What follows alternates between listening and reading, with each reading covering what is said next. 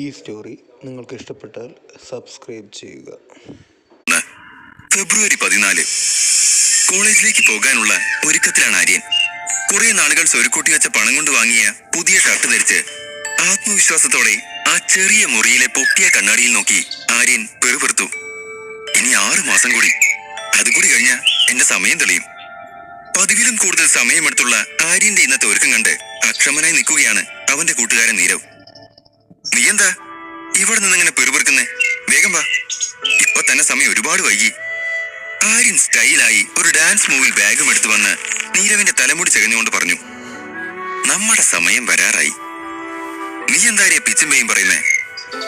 അവനെന്താ ഇങ്ങനെ പറയുന്നതെന്ന് മനസ്സിലാവാതെ നീരവ് ചോദിച്ചു. ഉത്തരമൊന്നും പറയാതെ പോയി ആര്യന് പിന്നാലെ അവനും നടന്നു.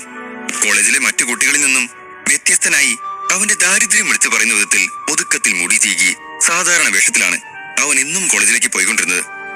എങ്കിലും കൊച്ചിയിലെ പണച്ചാക്കുകളുടെ മക്കൾ പഠിക്കുന്ന വിദ്യാവർഷിണി കോളേജിലെ മികച്ച വിദ്യാർത്ഥികളുടെ ലിസ്റ്റിൽ ഉൾപ്പെട്ട ഒരാളാണ് ആര്യൻ എന്ന ആര്യൻ രജപുത്ര. കോളേജ് വിട്ട് വന്നതിന് ശേഷം നഗരത്തിലെ അറിയപ്പെടുന്ന GND ഹോട്ടലിലെ ബാറിൽ സപ്ലയറായി ജോലി ചെയ്യുന്നുണ്ട് ആര്യനും നീരവും. ഇരുവരും പഠിക്കാനുള്ള പണം കണ്ടെത്തുന്നതും ഈ ജോലിയിലൂടെയാണ്. അവിടെ തൊഴിലാളികൾ താമസിക്കുന്നിടത്ത് അവർക്ക് ചെറിയൊരു മുറിയുണ്ട്. അവിടെയാണ് ആര്യനും നീരവും താമസിച്ചിരുന്നത്. പതിവ് പോലെ ഇരുവരും നീരവിന്റെ പഴയ സ്കൂട്ടറിൽ കോളേജിലേക്ക് പുറപ്പെട്ടു. ആര്യന്റെ ചിന്തകൾ പല വഴി പാഞ്ഞു. അവന്റെ മനസ്സാകെ സന്തോഷം നിറഞ്ഞിരുന്നു. വാലന്റൈൻസ് ഡേ ആയി ഇന്ന് കോളേജിൽ പ്രത്യേക പരിപാടികളുണ്ട്. ആര്യൻ പറയാതെ മനസ്സിൽ കൊണ്ട് നടന്നൊരു പ്രണയം ഇന്ന് അവളോട് തുറന്നു പറയണം. അന്നപൂർണി, അവളാണ് ആര്യന്റെ മനസ്സിലെ സുന്ദരി. നീരവിന്റെ സ്കൂട്ടർ നിന്നതും ആര്യൻ ചിന്തകളിൽ നിന്ന് ഉണർന്നു. ഡാ, പൂക്കട തുറന്നിട്ടുണ്ട്, പോയി വാങ്ങിട്ട് വാ. ഇപ്പൊ തന്നെ ലേറ്റായി. ഇനിയും നിന്ന എന്റെ ദിവ്യയെ വേറെ ആരെങ്കിലും പ്രപ്പോസ് ചെയ്യും. എനിക്ക് കൂടെയുള്ള പൂ വാങ്ങണേ. ആര്യൻ നീരവിന്റെ തലയിൽ തട്ടി ചിരിച്ചുകൊണ്ട് വേഗം ഇറങ്ങി പൂക്കടയിലേക്ക് ചെന്ന് കുറച്ച് ചുവന്ന റോസാപ്പൂക്കളുമായി തിരിച്ചു വന്നു. കോളേജ് ഇന്ന് പതിവിലും കളർഫുൾ ആയിരുന്നു. എല്ലായിടവും പ്രണയിതാക്കളെ കൊണ്ട് നിറഞ്ഞിരുന്നു. വാലന്റൈൻസ് ഡേ ദിന പരിപാടികളുടെ തിരക്കിലായിരുന്നു കുട്ടികളൊക്കെ. ആര്യനെ ഇറക്കിയ ശേഷം നീരവ് തന്റെ സ്കൂട്ടർ അവിടെ ഒതുക്കി വെക്കാൻ തുടങ്ങി. നീയൊരു സാധാരണക്കാരനാ, ഒരു ബാറിലെ വെയിറ്റർ. അവളാണെങ്കിൽ പണച്ചാക്കായ ബിൽഡർ മാധവ മേനോന്റെ ഒരേ ഒരു മോളും. അത് ഓർത്തിട്ട് വേണം അവളെ പ്രൊപ്പോസ് ചെയ്യാൻ. സ്കൂട്ടർ പാർക്ക് ചെയ്യുന്നതിനിടയിൽ നീരവ് ഒരു പുച്ഛ ചിരിയോടെ പറഞ്ഞു. നീ എന്റെ ശത്രുവാണോ അതോ കൂട്ടുകാരനോ? അന്ന് കണ്ടപ്പോ അവളെന്നെ നോക്കി ചിരിച്ചത് നീയും കണ്ടതല്ലേ? അവൾക്ക് എന്നെ ഇഷ്ട, എനിക്കറിയാം. നീ നോക്കിക്കോ, ഞാൻ തുറന്നു പറയാൻ അന്നെ കാത്തു നിൽക്കുക. നീരവിനോടത് പറയുമ്പോൾ ആര്യന്റെ മുഖത്ത് വല്ലാത്ത ആത്മവിശ്വാസം ഉണ്ടായിരുന്നു. അവർ വാലന്റൈൻസ് ഡേ പരിപാടി നടക്കുന്ന ഹാളിലേക്ക് പോയി. അകത്തേക്ക് നടക്കുമ്പോൾ ആര്യന്റെ കണ്ണുകൾ അന്നപൂർണിയെ തേടുന്നുണ്ടായിരുന്നു. ചുവപ്പ് നിറത്തിൽ മുട്ടറ്റം വരെയുള്ളൊരു ഫ്രോക്ക് ധരിച്ച് അവനെ കാണാൻ വേണ്ടി എന്ന പോലെ അന്ന അവന്റെ മുന്നിൽ വന്നു പെട്ടു. ആ വേഷത്തിൽ ഇന്ന് അവളെ കാണാൻ എന്നത്തേക്കാളും ഭംഗിയുണ്ടെന്ന് ആര്യന് തോന്നി. അവളെ മുന്നിൽ കണ്ടതും ആര്യന് നമ്പരന്നു പോയി. കണ്ണിമ ചിമ്മാതെ അവൻ അവളെ നോക്കി നിന്നു. ഓഡിറ്റോറിയത്തിൽ പ്ലേ ചെയ്തിരുന്ന റൊമാൻറ്റിക് പാട്ടിന്റെ അകമ്പടി ആര്യന്റെ മനസ്സിൽ നിറഞ്ഞ പ്രണയത്തിന്റെ മാറ്റുകൂട്ടി. അന്നപൂർണി അപ്പോഴും ഇതൊന്നും ശ്രദ്ധിക്കാതെ കൂട്ടുകാർക്കൊപ്പം അവളുടെ വില കൂടിയ ഫോണിൽ റീൽസ് എടുക്കുന്ന തിരക്കിലായിരുന്നു. 4.5 മില്യൺ ഫോളോവേഴ്സ്. അവൾ തന്റെ പട്ടുപോലുള്ള മുടി പുറകിലേക്ക് ഒതുക്കി അതീവ സന്തോഷത്തോടെ ഉറക്കെ വിളിച്ചു പറഞ്ഞു. എന്റെ പ്രണയം തുറന്നു പറയുമ്പോൾ അന്ന ഒന്നുകൂടെ സന്തോഷിക്കും. ആര്യൻ അവളെ തന്നെ നോക്കി നിന്ന് ചിന്തിച്ചു. പെട്ടെന്ന് അന്നപൂർണി അവനെ നോക്കിയതും അവൻ ആവേശത്തോടെ കൈ ഉയർത്തി കാണിച്ചുകൊണ്ട് അവളോട് അടുത്തേക്ക് വരാൻ പറഞ്ഞു. ദേ, ആ ആര്യൻ അവിടുന്ന് തുറച്ചു നോക്കുന്നു. അവനെ കണ്ടതും അന്ന തന്റെ സുഹൃത്തുക്കളോട് പുച്ഛത്തോടെ പറഞ്ഞു. ഏത്? ആ വൃത്തികെട്ടവനോ? കൂട്ടത്തിലൊരു പെൺകുട്ടി ചോദിച്ചു. നിങ്ങൾ അവിടെ നിൽക്ക്, ഞാൻ അവനോടൊന്ന് സംസാരിച്ചിട്ട് വരാം. കുസൃതിയോടെ കണ്ണ് ചിമ്മി കൂട്ടുകാരിയോട് പറഞ്ഞുകൊണ്ട് അവൾ ആര്യന്റെ അടുത്തേക്ക് നടക്കാൻ തുടങ്ങിയതും, നോക്ക്, നീ നമ്മുടെ ഗ്യാങ്ങിലെ ആളാ, നമുക്ക് ഇമാതിരി അലവലാദികളോടൊന്നും സംസാരിക്കേണ്ട കാര്യമില്ല.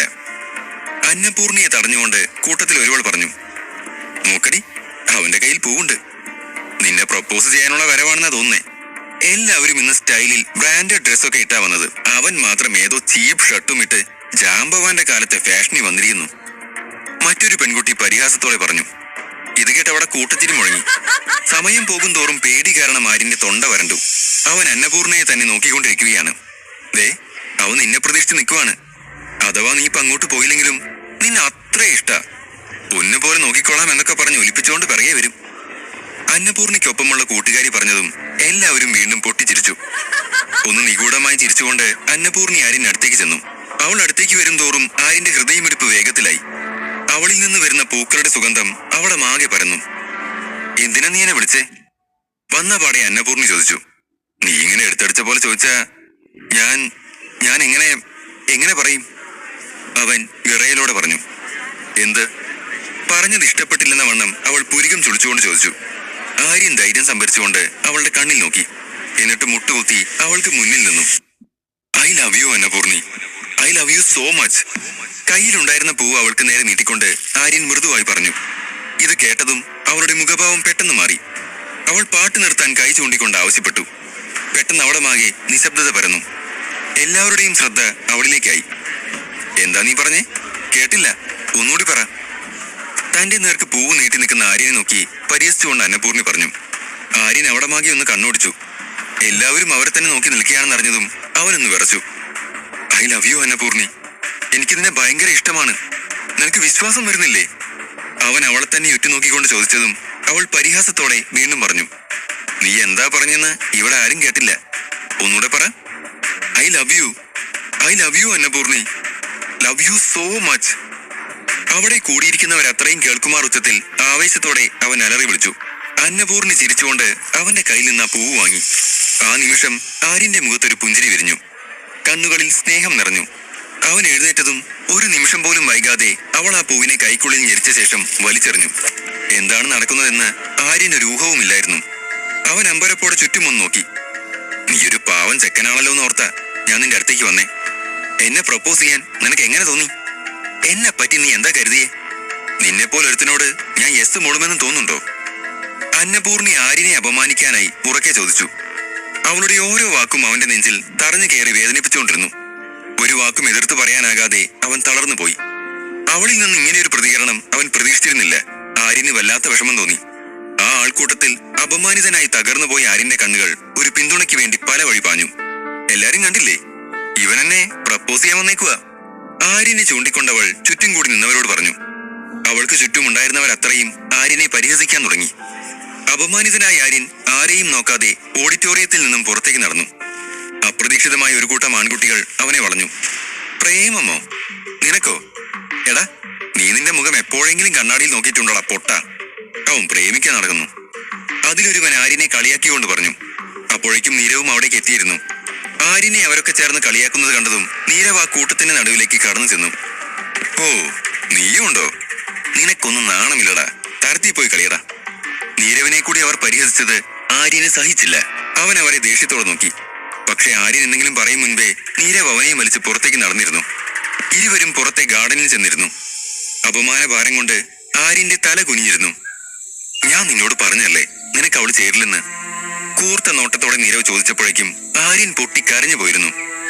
നിനക്ക് പ്രേമിക്കാൻ ആ പിശാചിനെ തന്നെ വേണോ? എപ്പ നോക്കിയാലും റീൽസും ചെയ്ത് നടക്കുന്ന ഒരുത്തി. സോഷ്യൽ മീഡിയയിലേക്കാളും ഫിൽറ്ററുണ്ട് അവളുടെ മുഖത്ത്. അന്നപൂർണി മാധവ്. ഡാ, അവൾക്കാകെ ആ പേരുണ്ടെന്നേ ഉള്ളൂ. അവൾ വെറും ചീപ്പാ. നീ അതുപോലാണോ? ബാറിലെ ജോലിക്കാരനാണെങ്കിലും ബുദ്ധിയും വിവരം ഉള്ളവനല്ലേ നീ. പൈസയിലൊന്നും അല്ല കാര്യം, നീ അവളെ വിട്ടേക്ക്. നീരവന്റെ സംസാരം കേട്ട് ആര്യനൊന്നും മിണ്ടാതിരുന്നു. നമ്മൾ ആണുങ്ങളല്ലേടാ, പൈസയുണ്ടെങ്കിലേ സമൂഹത്തിലൊരു വില കാണും. നമുക്കൊക്കെ ഒരു പെണ്ണിനെ കിട്ടുന്നതേ ഭാഗ്യവാ. നിന്ന് ദേവദാസ് കളിക്കാൻ നിൽക്കാതെ ഞാൻ പറയുന്നത് കേക്ക്. അവളെ വിട്ടേക്ക്, എന്നിട്ട് നീ നിന്റെ കാര്യം നോക്കടാ. നീരവന്റെ സ്വരത്തിൽ ആര്യനോടുള്ള ദേഷ്യവും കലർന്നിരുന്നു. ആര്യൻ എഴുന്നേറ്റ് കോളേജ് ഗേറ്റ് ലക്ഷ്യമാക്കി നടന്നു. നീ എങ്ങോട്ടേക്കാ? അവന്റെ പോക്ക് കണ്ടതും നീരവ് ശബ്ദമുയർത്തി കുസൃതിയോട് ചോദിച്ചു. ഞാൻ ഹോട്ടലിലേക്ക്, ഇന്നിനി ക്ലാസ്സിലേക്ക് ഞാനില്ല. ഗൗരവത്തോടെ ആര്യൻ പറഞ്ഞു. അയ്യോ, ഞാനും വരുന്നു. ഇന്ന് മുതലാളി വേഗം ചെല്ലാൻ പറഞ്ഞിരുന്നു, മറന്നുപോയി. ഇരുവരും പുറത്തേക്ക് നടന്നു. ബാറിലെത്തിയതും മാനേജറുടെ കണ്ണു വെട്ടിച്ച് ഇരുവരും ഡ്രസ്സ് മാറാൻ മുറിയിലേക്ക് ചെന്നു. പക്ഷെ അപ്പോഴേക്കും അയാൾ അവരെ കണ്ടു കഴിഞ്ഞിരുന്നു. ഇന്ന് കോളേജിലെ പരിപാടിയല്ലേ, നേരത്തെ വരണമെന്ന് ഞാൻ പറഞ്ഞല്ലേ, എന്നിട്ട് ഇപ്പോഴാണ് വരുന്നത്? അത് സാർ, സ്കൂട്ടർ ബ്രേക്ക് ഡൗൺ ആയിപ്പോയി, അതാ ലേറ്റ് ആയത്, സോറി. അയാൾ തുറിച്ചു നോക്കിക്കൊണ്ട് ചോദിച്ചതും നീരവ് പെട്ടെന്നൊരു കള്ളം പറഞ്ഞു. ഇങ്ങനെ ഒരു എക്സ്ക്യൂസ് പറയാനല്ല ഞാൻ നിങ്ങൾക്ക് ശമ്പളം തരുന്നത്. മുകളിൽ കുറച്ച് കോളേജ് പിള്ളേരുണ്ട്, അവരുടെ ഒരു പാർട്ടി നടക്കുന്നുണ്ട്. അവർക്ക് എന്താ വേണ്ടെന്ന് വെച്ചാ ചെയ്തു കൊടുക്കണം. വെറുതെ ഓരോ പ്രശ്നം എടുത്തിടരുത്, കേട്ടല്ലോ. താക്കീതോടെ അയാൾ പറഞ്ഞു. ഓക്കെ സാർ എന്നും പറഞ്ഞ് ആര്യൻ ഡ്രസ്സിംഗ് റൂമിലേക്ക് പോയി. അല്പസമയം കഴിഞ്ഞതും മുകൾ നിലയിൽ നിന്നും പാട്ടൊക്കെ കേട്ടു തുടങ്ങി. അപ്പോഴും തന്റെ കോളേജിലെ കുട്ടികളാണ് അവിടെ ഉള്ളതെന്ന് അറിയാതെ ആര്യൻ ഒരു നോട്ട് പാഡും പേനയും എടുത്ത് ഓർഡർ എടുക്കാൻ ചെന്നു. ആര്യനെ അവിടുത്തെ വെയിറ്ററുടെ വേഷത്തിൽ കണ്ടതും എല്ലാവരും കൂട്ടത്തോടെ ചിരിക്കാൻ തുടങ്ങി. പക്ഷെ ആര്യൻ അതൊന്നും കാര്യമാക്കാതെ അവൻ തന്റെ ജോലി തുടർന്നു. അവൻ ഓരോരുത്തരുടെയും ഓർഡർ എടുത്തു. ഈ സമയം ഒരു കോർണറിൽ ഇരുന്ന് രാഹുലും അന്നപൂർണയും തമ്മിൽ ചുംബിക്കുന്നുണ്ടായിരുന്നു. മറ്റൊരു ടേബിളിൽ സെർവ് ചെയ്തിരുന്ന നീരവിനെ ഈ കാഴ്ച അസ്വസ്ഥനാക്കി. ആര്യന്റെയും അന്നപൂർണയുടെയും സീനിയറാണ് രാഹുൽ ശങ്കർ. അതീവ സുന്ദരനായ, സമ്പന്നനായ, അതിനേക്കാൾ അഹങ്കാരവുമുള്ള ഒരുവൻ. ഇരുവരെയും അവിടെ കണ്ടതും ആര്യന് ഹൃദയത്തിൽ ഒരു ഭാരം തോന്നി. അങ്ങനെ ഒരു കാഴ്ച അവൻ പ്രതീക്ഷിച്ചിരുന്നതല്ല. അപ്രതീക്ഷിതമായി ആര്യനെ അവിടെ വെച്ച് കണ്ടതും അന്നപൂർണ ഇന്നത്തെ സംഭവങ്ങളൊക്കെയും രാഹുലിനോട് പറഞ്ഞു. ഒക്കെ കേട്ട് കഴിഞ്ഞ് രാഹുൽ ആര്യനെ നോക്കി പൊട്ടിച്ചിരിച്ചു. ഇവിടുത്തെ വെയിറ്ററായ നീയാണോ ഇവിടെ പ്രപ്പോസ് ചെയ്തേ? ആര്യനെ നോക്കി ഒന്ന് പുച്ഛിച്ചുകൊണ്ട് രാഹുൽ ചോദിച്ചു. ഇതൊക്കെ കേട്ടിട്ട് ആര്യന് ദേഷ്യം വരുന്നുണ്ടായിരുന്നുവെങ്കിലും പ്രതികരിച്ചു കഴിഞ്ഞാൽ തന്റെ ജോലി പോകുമെന്ന് അവൻ ഉറപ്പായിരുന്നത് കൊണ്ട് അവൻ അവരുമായുള്ള സംസാരം ഒഴിവാക്കാൻ ശ്രമിച്ചു. നിന്നെ പോലൊരുത്തനെയൊന്നും അന്നപൂർണിയെ പോലുള്ള പെണ്ണിന് വേണ്ടടാ, അവൾക്ക് എന്നെ പോലൊരു ചെക്കനാ ചേരുന്നേ. ആര്യനെ ചൊടിപ്പിക്കാനെന്നോണം രാഹുൽ അവളുടെ കഴുത്തിലൂടെ കൈയൊടിച്ചുകൊണ്ട് പറഞ്ഞു. എന്താടാ നോക്കി നിൽക്കുന്നേ? പോയി വിസ്കി എടുത്തോണ്ട് വാ, ഇവിടുത്തെ ഏറ്റവും വില കൂടിയത് തന്നെ വേണം. തങ്ങളെ നോക്കി നിൽക്കുന്ന ആര്യന് നേരെ രാഹുൽ അലറി.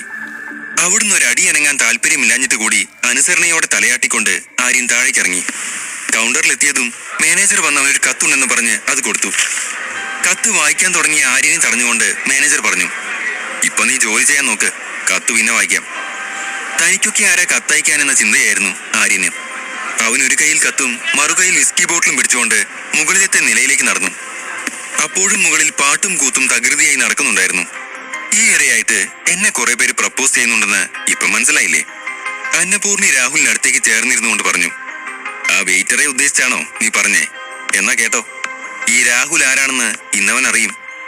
അപ്പോഴേക്കും ആര്യൻ അവിടേക്ക് എത്തിയിരുന്നു. ടേബിളിന് മുകളിൽ വിസ്കി ബോട്ടിലും ഗ്ലാസുകളും വെക്കുന്നതിനിടയിൽ രാഹുൽ ആര്യനോട് പറഞ്ഞു. ഇത്രയും വില കൂടിയ സ്കോച്ച് നീ ജീവിതത്തിൽ ഒരിക്കലും കുടിക്കാൻ പോകുന്നില്ല. സോ ഇപ്പൊ ഞാനൊരു അവസരം തരാം, ഇതൊറ്റ വലിക്ക് കുടിച്ചു തീർക്ക്. അവന്റെ ആ പ്രവൃത്തി ആര്യന് തീരെ ഇഷ്ടപ്പെട്ടില്ല. ഞാൻ മദ്യം കുടിക്കാറില്ല. രാഹുലിന് നേരെ കുപ്പി വെച്ചുകൊണ്ട് ആര്യൻ തറപ്പിച്ച് പറഞ്ഞു. പിന്നെ കുഞ്ഞുബാവ എന്താണാവോ കഴിക്കുന്നേ? അന്നപൂർണി പരിഹസിച്ചു. കുപ്പിപ്പാലായിരിക്കും. തെരുവ് സന്തതിയായി ഇവനൊക്കെ കുടിച്ച ഏറ്റവും എക്സ്പെൻസീവായ ഡ്രിങ്ക് അതാവും. രാഹുൽ പറഞ്ഞ പരിഹാസം കേട്ട് കൂടി നിന്നവർ പൊട്ടിച്ചിരിച്ചു. ഇത് കൂടി കേട്ടതും ആര്യൻ രാഹുലിനെ കോളറിൽ പിടിച്ച് എഴുന്നേൽപ്പിച്ച് അടുത്ത ടേബിളിൽ നിന്ന് ഗ്ലാസ് എടുത്ത് അവന്റെ മുഖത്ത് ആഞ്ഞടിച്ചു. അതോടെ രാഹുൽ തെറിച്ച് നിലത്തേക്ക് വീണു. കൂടി നിന്നവരൊക്കെ ആര്യന്റെ പുതിയ ഭാവപകർച്ച കണ്ട് ഞെട്ടിപ്പോയി. അവൻ അടുത്തേക്ക് പോയി രാഹുലിന്റെ മുഖം നിലത്തമർത്തി പിടിച്ചുകൊണ്ട് പറഞ്ഞു. എന്റെ ഭൂതകാലത്തേക്ക് നീയൊന്നും തിരിഞ്ഞു നോക്കരുത്, അത് നിനക്കൊന്നും താങ്ങില്ല. ആര്യൻ പല്ല് കടിച്ചുകൊണ്ട് പറഞ്ഞു.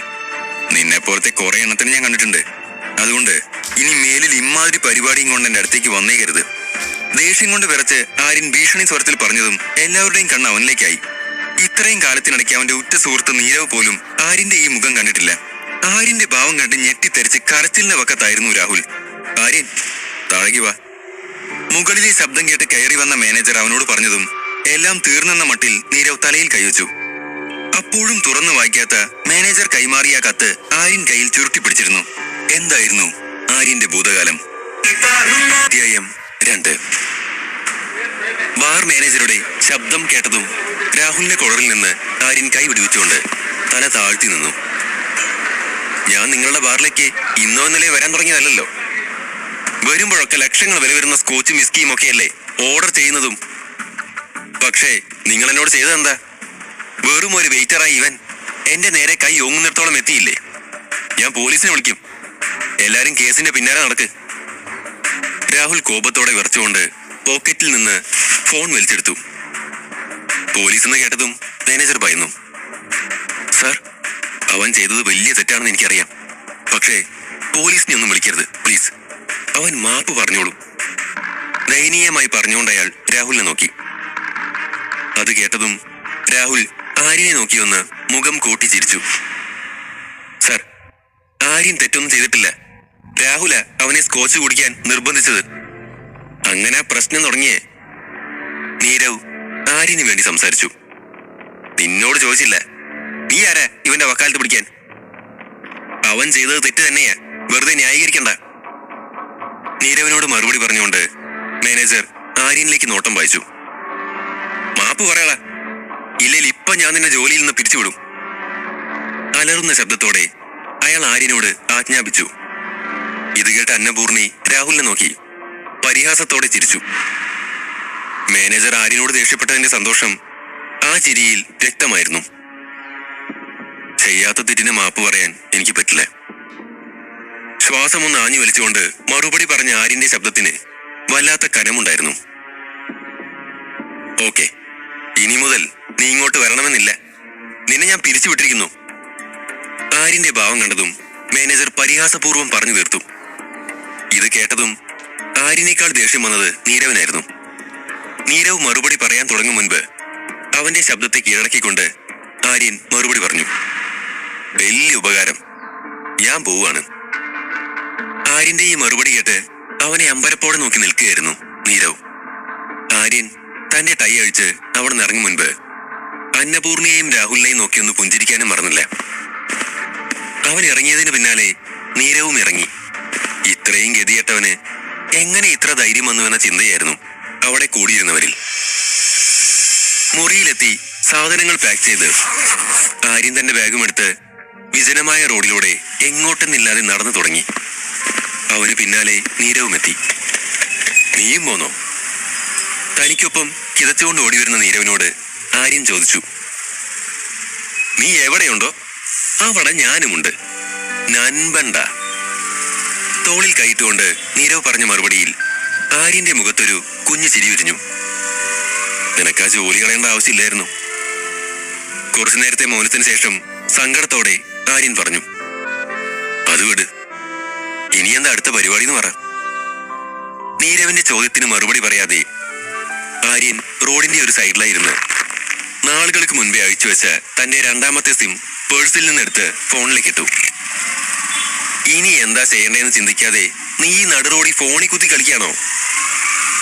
ആര്യന്റെ ഇരുത്തം കണ്ടതും നീരവ് അവനെ തറപ്പിച്ച് നോക്കിക്കൊണ്ട് ചോദിച്ചു. അപ്പോഴേക്കും പഴയ സിമ്മിട്ട ആര്യന്റെ ഫോണിലേക്ക് തുരുതുരെ മെസ്സേജ് വരാൻ തുടങ്ങിയിരുന്നു. അവൻ അതിലൊന്നെടുത്ത് വായിച്ചു. ആര്യൻ, നീ ഇപ്പൊ എവിടെയായിരുന്നാലും എത്രയും പെട്ടെന്ന് രജപുത്ര പാലസിലേക്ക് വരണം. നിന്റെ അവകാശമൊക്കെ നിനക്ക് തരാൻ തീരുമാനിച്ചിട്ടുണ്ട്. 7 ദിവസം മുൻപേ അയച്ച മെസ്സേജ് ആയിരുന്നു അത്. അവനത് വായിച്ചു കഴിഞ്ഞതും അമ്പരപ്പ് മാറാതെ ഇത്തിരി നേരം തരിച്ചിരുന്നു പോയി. പക്ഷേ എനിക്ക് ആ പ്രോപ്പർട്ടിയുടെ അവകാശം കിട്ടാറായില്ലല്ലോ. പിന്നെ ഇത് ആരോടൊന്നില്ലാതെ പറയുമ്പോൾ തന്റെ അടുത്ത് നീരവുണ്ടെന്ന കാര്യം അവൻ മറന്നുപോയിരുന്നു. ആര്യന്റെ പെറുപെറുക്കൽ കേട്ട് നെറ്റി ചുളിച്ചുകൊണ്ട് നീരവ് അവനെയും നോക്കി. ഇവിടെ ഒരു ഗതിയും പരഗതിയും ഇല്ലാതിരിക്കുമ്പോ നീ പിന്നെയും ഇരുന്ന് പെറുപെറുക്കുവാണോ? നമ്മൾ ഈ എന്ത് ചെയ്യുന്നു പറ. അതോ രാത്രി ഈ റോഡ് സൈഡിൽ കിടന്ന് ഉറങ്ങാനാണോ പരിപാടി? ചോദ്യത്തിനൊന്നും മറുപടി കിട്ടാത്ത ദേഷ്യത്തിൽ നീരവ് ആര്യനെ ഒന്ന് നോക്കി. അപ്പോൾ ഇതുവരെ ഇല്ലാത്തൊരു ആത്മവിശ്വാസം ഉണ്ടായിരുന്നു ആര്യന്റെ മുഖത്ത്.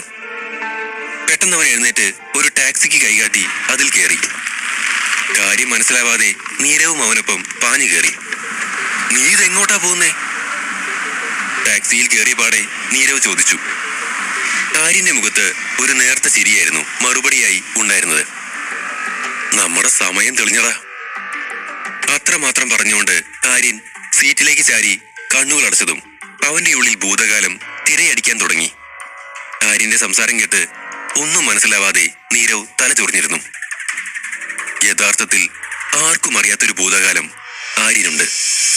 ഏഷ്യയിലെ തന്നെ ഏറ്റവും സമ്പന്ന കുടുംബങ്ങളിൽ ഒന്നായ രജപുത്ര കുടുംബത്തിന്റെ പുതിയ തലമുറയിലെ അവകാശിയായിരുന്നു ആര്യൻ. അങ്ങനെ ഒരു സ്ഥാനം കിട്ടണമെങ്കിൽ 7 വർഷം അജ്ഞാതവാസം അനുഷ്ഠിക്കണം എന്നൊരു വിചിത്രമായ നിയമമുണ്ടായിരുന്നു ആ കുടുംബത്തിൽ. അതിൽ വിജയിച്ചാൽ മാത്രമേ കൊട്ടാരത്തിന്റെ അവകാശം ആര്യനിലേക്ക് വന്നു ചേരുകയുള്ളൂ. ഓർമ്മകളുടെ കടലിൽ നിന്ന് അവ്യക്തമായ ചില സംഭാഷണങ്ങൾ ആര്യന്റെ മനസ്സിൽ ഇരമ്പി. എന്റെ മോനെ ഇങ്ങനെ പറഞ്ഞയക്കാൻ നിങ്ങൾക്ക് എങ്ങനെ തോന്നുന്നു? അവനെ എന്നിൽ നിന്ന് പിരിക്കാൻ എങ്ങനെ മനസ്സ് വരുന്നു? അവൻ കുഞ്ഞല്ലേ. ആര്യന്റെ അമ്മയോട് തേങ്ങൽ ആ കൊട്ടാര സദൃശ്യമായ വീട്ടിൽ ആകെ മുഴങ്ങി. ഒരാൾക്ക് ഇവിടുത്തെ അവകാശം കൈമാറി കിട്ടണമെങ്കിൽ ഈ പറഞ്ഞത് ചെയ്യേണ്ടി വരും. ഇത് ഈ കുടുംബത്തിന്റെ നിയമമാണ്. വർഷങ്ങളുടെ കഠിനാധ്വാനം കൊണ്ട് ഈ പാലസ് ഇന്ന് ഈ കാണുന്ന നിലയ്ക്ക് എത്തിയത്. നിങ്ങളുടെ മകൻ കാരണം ഈ കുടുംബത്തിനൊരു ചീത്തപ്പേരുണ്ടാകാൻ ഞങ്ങൾ സമ്മതിക്കില്ല. ഞാനിത് സമ്മതിക്കില്ല. നിങ്ങളീ ചെയ്യുന്നതൊന്നും ശരിയല്ല. ആരെങ്കിലും ഒന്ന് പറ പ്ലീസ്. എന്റെ മോനെ പറഞ്ഞയക്കല്ലേ. ആര്യന്റെ അമ്മ വിതുമ്പിക്കൊണ്ട് അവരോട് അപേക്ഷിച്ചു. ഓർമ്മകൾ മനസ്സിനെ വീർപ്പ് മുട്ടിച്ചപ്പോൾ അവന്റെ കണ്ണിൽ നിന്ന് ഒരു തുള്ളി കണ്ണുനീർ ഉതിർന്നു വീണു. അപ്പോഴേക്കും വണ്ടി പാലസിന് മുന്നിൽ നിർത്തിയിരുന്നു. ടാക്സിക്ക് പണം കൊടുത്ത് ഇരുവരും കൊട്ടാരത്തിന് മുന്നിൽ ഇറങ്ങി. വെള്ള മാർബിൾ പതിപ്പിച്ച ആ വലിയ കൊട്ടാരത്തിന്റെ ഗേറ്റിൽ രജപുത്ര പാലസ് എന്ന് എഴുതി വെച്ചിരുന്നു. ആര്യൻ ഇരു കൈകളും പോക്കറ്റിൽ വെച്ചുകൊണ്ട് ഇത്തിരി നേരം ആ കൊട്ടാരം നോക്കി നിന്നു. ഓ, ഇപ്പെനിക്ക് മനസ്സിലായി, നമ്മൾ ഇവിടാണല്ലേ ഇനി മുതൽ ജോലി ചെയ്യുന്നേ. എന്തായാലും എനിക്കിഷ്ടായി. ഞാൻ ആദ്യമായിട്ടാ ഒരു കൊട്ടാരത്തിനുള്ളിൽ കയറുന്നത്. ആവേശത്തോടെ നീരവ് പറഞ്ഞു. വർണ്ണ ബൾബുകൾ കൊണ്ട് അലങ്കരിച്ച ഒരു വലിയ ജലധാരയുണ്ടായിരുന്നു ആ കൊട്ടാരത്തിന് മുൻപിൽ. രാത്രിയിൽ അതിന്റെ സൗന്ദര്യം ഒന്നുകൂടി ഇരട്ടിച്ചു. അതിന് ചുറ്റുമായി മനോഹരമായൊരു പൂന്തോട്ടവുമുണ്ട്. ആര്യൻ ആ കാഴ്ചകളൊക്കെ കണ്ടു നിന്നു. അവന്റെ നിൽപ്പ് കണ്ടതും നീരവ് പുരികം ചൊളിച്ചുകൊണ്ട് പറഞ്ഞു, നീ അബദ്ധത്തിൽ ഇങ്ങോട്ട് വന്നയാണെന്നൊന്നും പറഞ്ഞേക്കല്ലേ. ഞാൻ ഇവിടെ ജോലി ചെയ്യാൻ വന്നതാണെന്ന് മനസ്സിൽ ഉറപ്പിച്ചു പോയി, അതാ. അവരുടെ അടുത്തേക്ക് ഒരു വാച്ച്മാൻ ഓടി വന്നു. അയാൾ കയ്യിലുണ്ടായിരുന്ന താക്കോൽ ആര്യന് നേരെ നീട്ടി. സ്വാഗതം രാജകുമാര. ഭവ്യതയോടെ അയാൾ പറഞ്ഞതും ആര്യൻ അയാളെ നോക്കിയൊന്ന് സന്തോഷത്തോടെ പുഞ്ചിരിച്ചു. ഇവന്റെ പേര് ആര്യൻ എന്ന, രാജകുമാരനല്ല. നീരവ് തിരുത്താൻ ശ്രമിച്ചു. പക്ഷേ ആര്യനും വാച്ച്മാനും അത് കേട്ടഭാവം നടിച്ചില്ല. ആര്യൻ വാതിൽ തുറന്ന് അകത്തേക്ക് നടന്നു. കൊട്ടാരത്തിന്റെ അകത്തളം വളരെ വിശാലമായിരുന്നു. വില കൂടിയ വെള്ള നിറത്തിലുള്ള സോഫയും മറ്റും അവിടെ നിരത്തിയിരുന്നു. അകത്തേക്ക് വന്ന നീരവ് ഇതൊക്കെ കണ്ട് അത്ഭുതപ്പെട്ട് നിന്നുപോയി. അല്പസമയം കഴിഞ്ഞതും 3 പീസ് സ്യൂട്ടിട്ട് ഒരു 55-60 വയസ്സിനിടയ്ക്ക് പ്രായം വരുന്നൊരു മനുഷ്യൻ അങ്ങോട്ടേക്ക് കടന്നു വന്നു. നീണ്ടു വളർന്ന വെള്ളത്താടി അയാളുടെ തേജസ് വർദ്ധിപ്പിച്ചിരുന്നു. സ്വാഗതം രാജകുമാര. അതീവ സന്തോഷത്തോടെ അയാൾ പറഞ്ഞു. ആര്യൻ അയാളെ തിരിച്ചറിയാൻ ഓർമ്മകളിൽ തിരയുകയായിരുന്നു. എന്നെ മനസ്സിലായോ നിനക്ക്? 8 വയസ്സുള്ളപ്പോഴാ നമ്മൾ അവസാനമായി കണ്ടത്. ഞാൻ നിങ്ങളുടെ കുടുംബവക്കീലാണ്, വിശ്വനാഥ മേനോൻ. നിന്റെ അച്ഛൻ എന്റെ സുഹൃത്താണ്. അവന്റെ അടുത്തേക്ക് വന്നുകൊണ്ട് അയാൾ പറഞ്ഞതും അവനൊന്നും നിറഞ്ഞു ചിരിച്ചുകൊണ്ട് അദ്ദേഹത്തെ കെട്ടിപ്പിടിച്ചു. വിശ്വനാഥന്റെ കണ്ണുകൾ നിറഞ്ഞു. അങ്കിൾ, അന്നത്തെ ഉടമ്പടി തീരാൻ ഇനിയും 6 മാസത്തെ സമയമുണ്ടല്ലോ. പക്ഷേ എനിക്ക് വന്ന മെസ്സേജ്. അവൻ പാതിയിൽ നിർത്തിയതും വിശ്വനാഥൻ പറഞ്ഞു, സത്യമാണ് ആര്യ, ഈ രജപുത്ര കൊട്ടാരത്തിന്റെ ഏക അവകാശി നീയാണ്. സ്വത്തുക്കളുടെ മൊത്തം അവകാശം നിനക്കാണ്. എന്ത് അവകാശിയോ? അങ്കിൾ, എനിക്കൊന്നും മനസ്സിലാവുന്നില്ല. ആര്യൻ അമ്പരപ്പോടെ ചോദിച്ചു. നിയമപ്രകാരം നിനക്ക് ഈ അവകാശങ്ങൾ കിട്ടാനുള്ള സമയമായിട്ടില്ല. കുറച്ച് മാസങ്ങൾക്ക് മുമ്പ് നിന്റെ അച്ഛൻ ഒരു ആക്സിഡന്റിൽ മരണപ്പെട്ടു. അതുകൊണ്ട് സ്വത്തുക്കളൊക്കെ നിനക്ക് നൽകണമെന്നാണ് കോടതി ഉത്തരവ്. ആര്യന്റെ ചോദ്യത്തിന് കണ്ണു തുടച്ചുകൊണ്ട് അയാൾ മറുപടി പറഞ്ഞു. അച്ഛന്റെ മരണവാർത്ത കേട്ടതും ആര്യൻ ഒരു നിമിഷം കണ്ണുകളടച്ചു നിന്നു. അവനവന്റെ അമ്മയെ ഓർമ്മ വന്നു. താൻ പോയതിന്റെ വിഷമത്തിലാണ് അറ്റാക്ക് വന്ന് അമ്മ മരിച്ചത്. അമ്മയുടെ മരണാനന്തര ചടങ്ങുകൾക്കാണ് അവൻ അവസാനമായി ഈ കൊട്ടാരത്തിൽ വന്നത്. ആര്യന് ഈ കൊട്ടാരത്തിലെ അവകാശങ്ങൾക്കൊന്നും മോഹമുണ്ടായിരുന്നില്ല. പക്ഷെ അമ്മയുടെ ആഗ്രഹം പോലെ ഈ കൊട്ടാരത്തിലെ സകല സ്വത്തുക്കളുടെയും അവകാശിയായി താൻ മാറുമെന്ന് അമ്മയ്ക്ക് അവൻ വാക്ക് നൽകിയിരുന്നു. ഓർക്കും തോറും അവന് സങ്കടമേറി വന്നു. നിന്നെ നിന്റെ അച്ഛൻ വല്ലാതെ ഉപദ്രവിച്ചിരുന്നെന്ന് അറിയാം. എന്നിട്ടും അദ്ദേഹം മരിച്ചതറിഞ്ഞ് നീ വന്നില്ലേ? അതുമാത്രം മതിയാവും അദ്ദേഹത്തിന്. അദ്ദേഹത്തിന്റെ പാരമ്പര്യം കാത്തു സൂക്ഷിക്കാൻ നീ തിരിച്ചു വരുമെന്ന് എനിക്കറിയാമായിരുന്നു. വിശ്വനാഥൻ പറഞ്ഞതും ആര്യനൊന്ന് വിതുമ്പി. അങ്കിൾ, ഇനി എന്താ നമ്മൾ ചെയ്യുക? ആര്യൻ തിരക്കി. ആദ്യം നീ സിറ്റി ബാങ്കിലേക്ക് പോയി അവിടുത്തെ മാനേജർ വർമ്മയെ കാണണം. 2 ദിവസത്തിനകം സ്വത്തുക്കൾ നിന്റെ പേരിലാവും.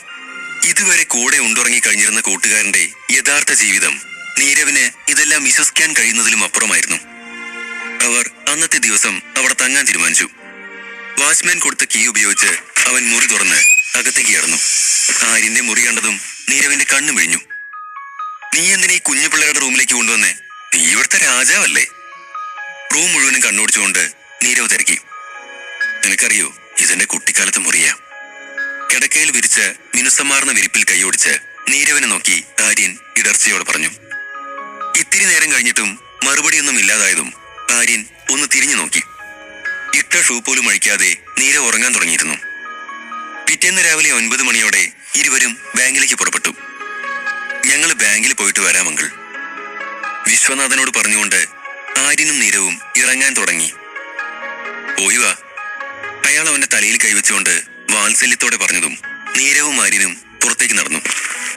വെറും ഒരു വെയിറ്ററായിരുന്നു നീ ഇപ്പോ ഒരു കുഞ്ഞ് ബോസ് ആയാലോടാ, എനിക്കിത് വിശ്വസിക്കാൻ പറ്റുന്നില്ല. പുറത്തേക്ക് ഇറങ്ങിയതും നീര വാരിന്റെ തോളിൽ കൈവച്ചുകൊണ്ട് ഉച്ചത്തിൽ പറഞ്ഞു. മതി, വാ പോവാം, ആര്യൻ ചിരിച്ചുകൊണ്ട് പറഞ്ഞു. അല്പസമയത്തിനകം ഇരുവരും സിറ്റി ബാങ്കിലെത്തി. എന്താ സാർ വേണ്ടത്? അവരെ കണ്ട ഉടനെ റിസപ്ഷനിസ്റ്റ് അവർക്കടുത്തേക്ക് വന്ന് ചോദിച്ചു. എനിക്കിവിടുത്തെ മാനേജർ മിസ്റ്റർ വർമ്മയെ ഒന്ന് കാണണം, ആര്യൻ മറുപടി പറഞ്ഞു. എന്താ ആവശ്യം എന്നൊന്ന് പറയാമോ?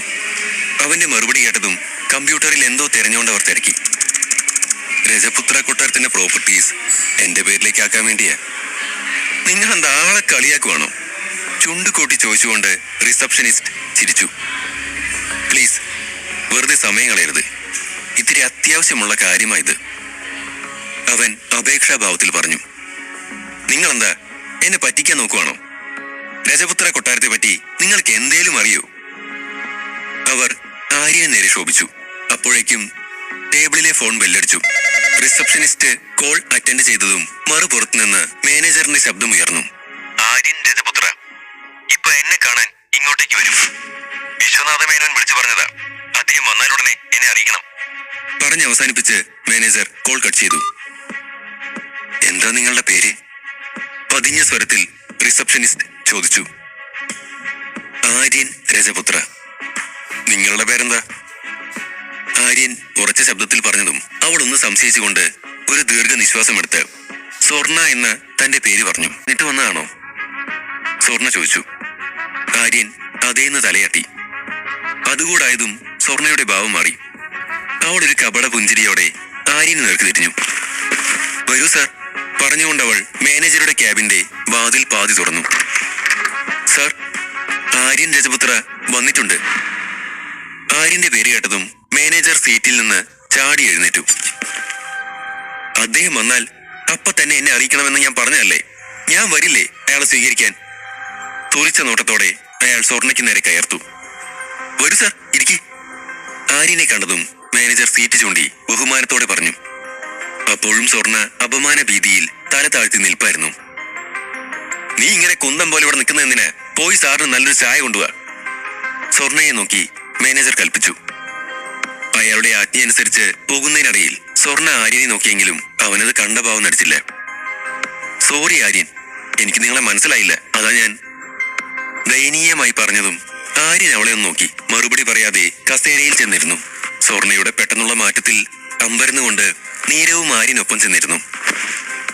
ദൈവമേ, നീ വലിയവന്, ഇവനെ എനിക്ക് സുഹൃത്തായി തന്നല്ലോ, നീരവ് മനസ്സിലോർത്തു. സർ, കുറച്ച് കാര്യങ്ങൾ ചെയ്യാനുണ്ട്, വർമ്മ ആര്യനോട് പറഞ്ഞു. ഓക്കെ, ആര്യൻ മറുപടി പറഞ്ഞു.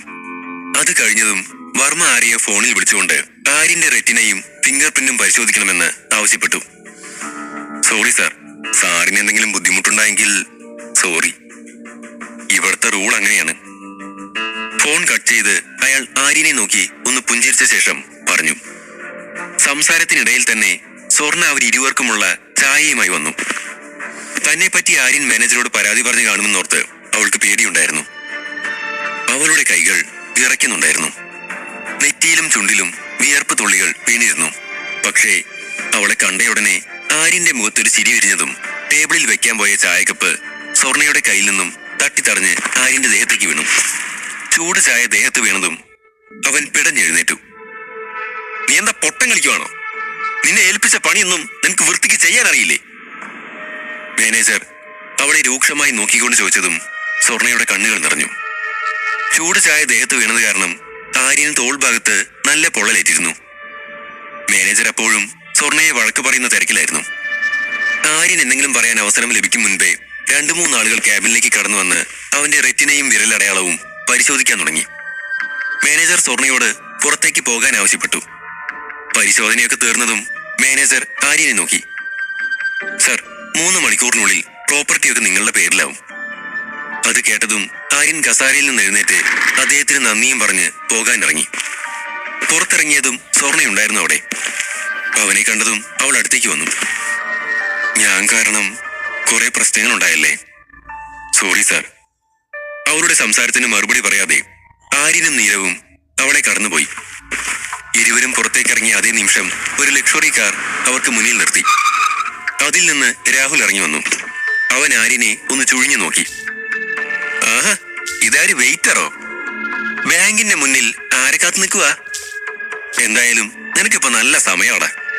ഒറ്റ ദിവസം കൊണ്ടല്ലേ നിന്റെ പണിയും പെണ്ണൊക്കെ പോയത്. രാഹുൽ ആര്യനെ നോക്കി പരിഹസിച്ച് ചിരിച്ചു. നീ ഇന്നലെ ആ ബാറിൽ വലിയ ഹീറോ കളിച്ചല്ലോ.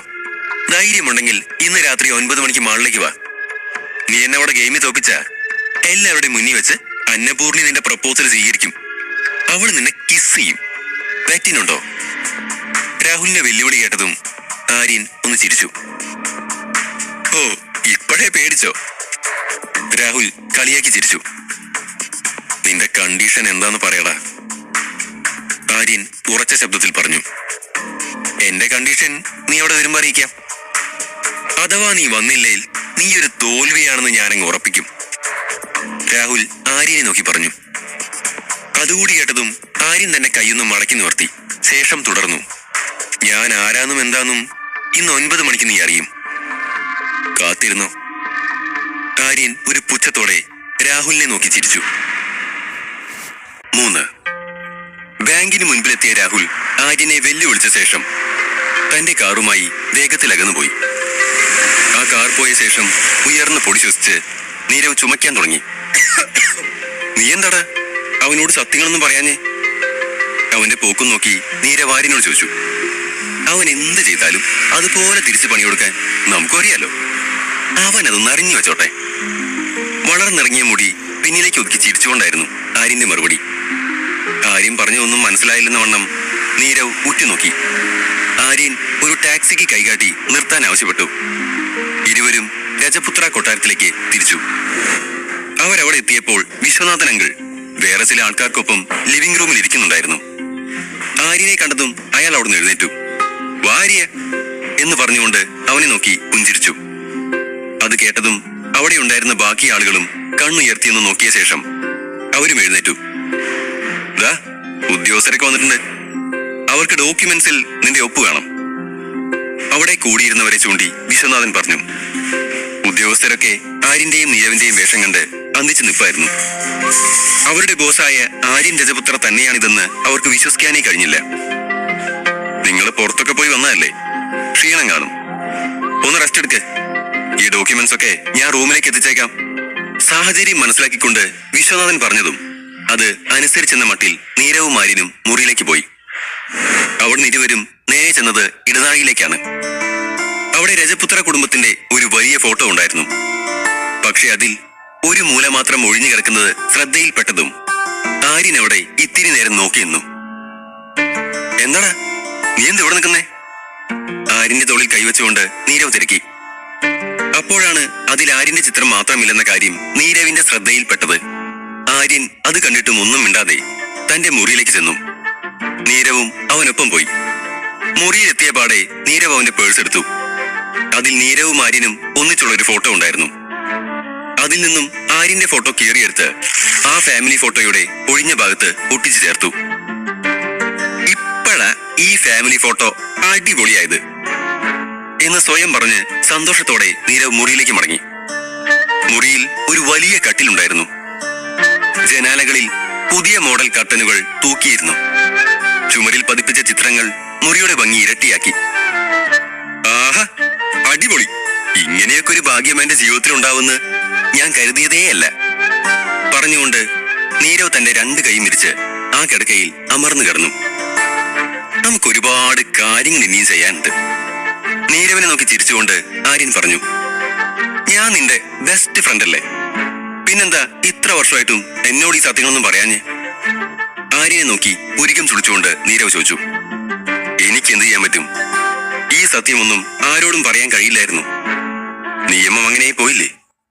സത്യത്തിൽ എന്റെ അമ്മയും അച്ഛനും എന്നെ ദത്തെടുത്തതാ.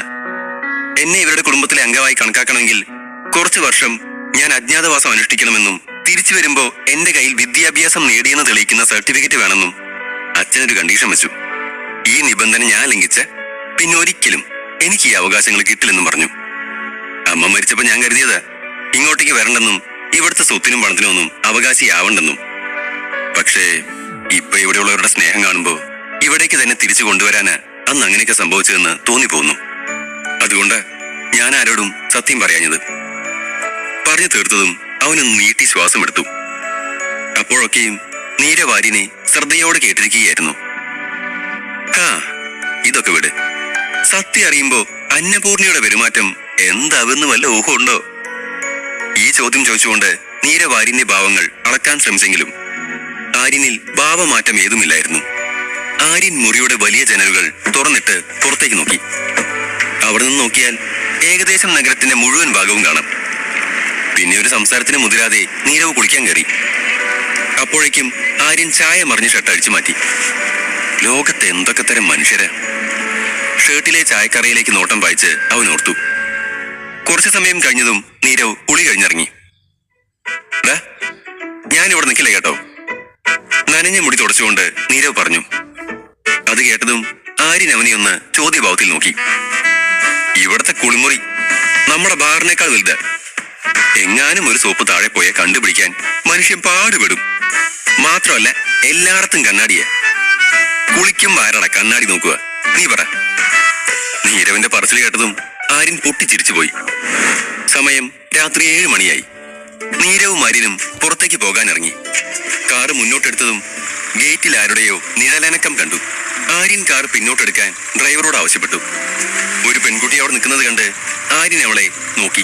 ബാങ്കിലെ റിസപ്ഷനിസ്റ്റ് സ്വർണ്ണ ആയിരുന്നു അത്. നീ എന്തിവിടെ? അവളെ അപ്രതീക്ഷിതമായി അവിടെ കണ്ടതിന്റെ ഞെട്ടലിൽ ആര്യന്റെ ശബ്ദം അല്പം ഉയർന്നുപോയി. ഞാൻ ഇത് തരാൻ ഇങ്ങോട്ട് വന്നത്. അവന്റെ ചോദ്യം കേട്ടതും സ്വർണ്ണ കുറച്ച് ഡോക്യുമെന്റ്സ് അവന്റെ നേർക്ക് നീട്ടി. നിങ്ങളുടെ പ്രോപ്പർട്ടീസിന്റെ എല്ലാ ഫോർമാലിറ്റീസും കഴിഞ്ഞു. ഇപ്പൊ ഈ രജപുത്ര കൊട്ടാരത്തിന്റെ സർവ്വ അവകാശവും അധികാരവും നിങ്ങൾക്ക്. സ്വർണ്ണ പറഞ്ഞ് അവസാനിപ്പിച്ചതും ആര്യൻ അവളിൽ നിന്ന് ആ പേപ്പറുകൾ വാങ്ങി.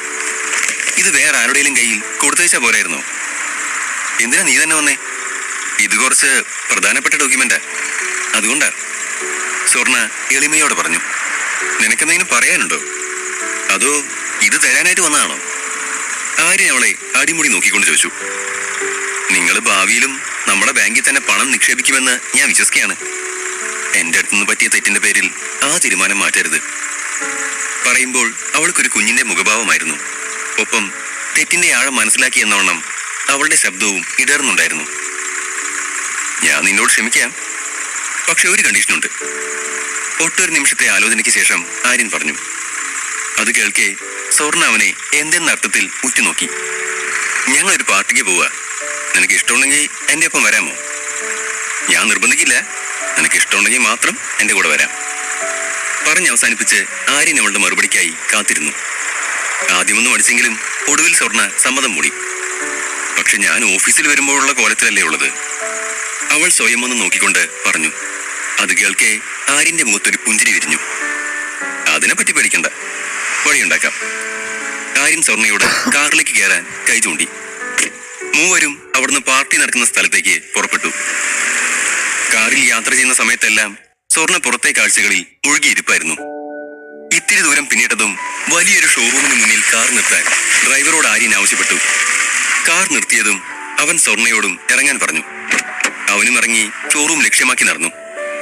എന്താ നടക്കുന്നതെന്ന് സ്വർണ്ണയ്ക്കൊരു ഊഹം ഉണ്ടായിരുന്നില്ല. അത്രയും വലിയൊരു ഷോറൂം അവൾ ആദ്യമായി കാണുകയായിരുന്നു. നിങ്ങളിത് എന്നെ ഇവിടേക്ക് കൊണ്ടുപോവാ? ഞാനിവിടുന്ന് എങ്ങനെയാ ഡ്രസ്സ് മേടിക്കുക? അതൊന്നും ഓർത്ത് ടെൻഷൻ അടിക്കണ്ട, നിനക്ക് ഇഷ്ടമുള്ള ഡ്രസ്സ് ഇവിടുന്ന് എടുക്കാം. അവളുടെ ചോദ്യത്തിന് ഉത്തരം എന്ന പോലെ ആര്യൻ പറഞ്ഞു. ആര്യന്റെ പറച്ചിൽ കേട്ടതും സ്വർണ്ണ ഞെട്ടിപ്പോയി. അവളുടെ കണ്ണുകൾ തള്ളി. അവൾക്ക് എന്തെങ്കിലും പറയാൻ അവസരം ലഭിക്കും മുൻപേ ഷോറൂമിലെ ഒരു പെൺകുട്ടി അവളെയും കൂട്ടി മുകൾ നിലയിലേക്ക് പോയി കഴിഞ്ഞിരുന്നു. അല്പനേരം കഴിഞ്ഞതും 2ാം നിലയിൽ നിന്ന് സ്വർണ്ണ ഇറങ്ങി വന്നു. അവളുടെ കാലൊച്ച കേട്ടതും സോഫയിൽ ഏതോ മാഗസിൻ വായിച്ചുകൊണ്ടിരുന്നവൻ അവളെ ഒന്ന് നോക്കി. ഇട്ടിരുന്ന ബ്ലാക്ക് ബാക്ക്ലെസ് ടോപ്പിൽ അവൾ അതീവ സുന്ദരിയായിരുന്നു. അവളെ കാണും തോറും അവിശ്വസനീയമാം വിധം ആര്യന്റെ കണ്ണുകൾ അവളിൽ തറഞ്ഞു നിന്നു. വാവ്, നന്നായിട്ടുണ്ട്. വിടർന്ന മുഖത്തോടെ അവളിൽ നിന്നും നോട്ടം മാറ്റാതെ തന്നെ ആര്യൻ പറഞ്ഞ് അവസാനിപ്പിച്ചതും സ്വർണ നിറഞ്ഞു ചിരിച്ചു. നീരവും ഡ്രൈവറും അവരെയും കാത്തു പുറത്തു നിൽക്കുന്നുണ്ട്. ശേഷം പണമടച്ച് ആര്യൻ സ്വർണയ്ക്കൊപ്പം കാറിൽ കയറി. സമയം രാത്രി 9 മണിയായിരുന്നു. രാഹുലും അവന്റെ കൂട്ടുകാരും അന്നപൂർണിയും GND ഹോട്ടലിൽ ആര്യനെ കാത്തു നിൽക്കുന്നു. ആ പേടിത്തൊണ്ടൻ ആര്യൻ വരില്ലാന്ന് തോന്നുന്നു. രാഹുലിന്റെ സുഹൃത്തുക്കളിൽ ഒരുവൻ വാച്ചിൽ നോക്കിക്കൊണ്ട് പറഞ്ഞു. അവൻ പിച്ചയെടുത്ത് തീർന്നു കാണില്ല, അതാ വരാത്തെ. ഉറക്കെ ചിരിച്ചുകൊണ്ട് രാഹുലും പറഞ്ഞതും ബാക്കിയുള്ളവരും അതിൽ പങ്കുകൊണ്ടു. അപ്പോഴേക്കും ആ ശബ്ദത്തെ കടത്തി വെട്ടിക്കൊണ്ട് മറ്റൊരു സ്വരം അവിടെ ഉയർന്നു. നിങ്ങള് എന്നെ കാത്തിരിക്കായിരുന്നോ? അത് കേട്ടതും രാഹുലും കൂട്ടരും തിരിഞ്ഞു നോക്കി. ആര്യനെ കണ്ട അവരൊന്ന് എത്തി. എന്നും സാധാരണ വേഷത്തിൽ വരുന്ന ആര്യന്റെ ഈ രൂപം മാറ്റം അവർക്ക് വിശ്വസിക്കാനായില്ല. വില കൂടിയ വസ്ത്രങ്ങളും കൂടാതെ ഒപ്പം ഒരു സുന്ദരി പെണ്ണും.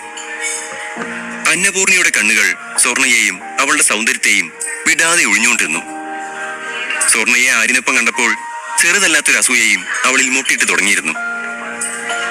വില കൂടിയ വസ്ത്രങ്ങൾ വാടകയ്ക്ക് കൊടുക്കുന്നുണ്ടെന്ന് കേട്ടിട്ടേ ഉള്ളൂ, ഇപ്പൊ കണ്ടു. ചുണ്ടിൻ കോണിൽ ചിരി വിരിയിച്ചുകൊണ്ട് രാഹുൽ പറഞ്ഞു. എന്നിട്ടവൻ ആര്യന്റെ കോട്ടിലെ ബ്രാൻഡ് നെയിം ഒന്ന് നോക്കി. അവന്റെ കണ്ണുകൾ സ്വർണയിലേക്ക് പാളി വീണു. അവൻ അവളുടെ കാൽപാദങ്ങളിലേക്ക് നോട്ടം എത്തിച്ചു. അവൻ അവൾക്കടുത്തേക്ക് നീങ്ങി നിന്നുകൊണ്ടും വഷളത്തരം നിറഞ്ഞൊരു നോട്ടം കൊടുത്തു. ഓ, നീയൊരു പെണ്ണിനെ വിലക്കെടുത്തോ?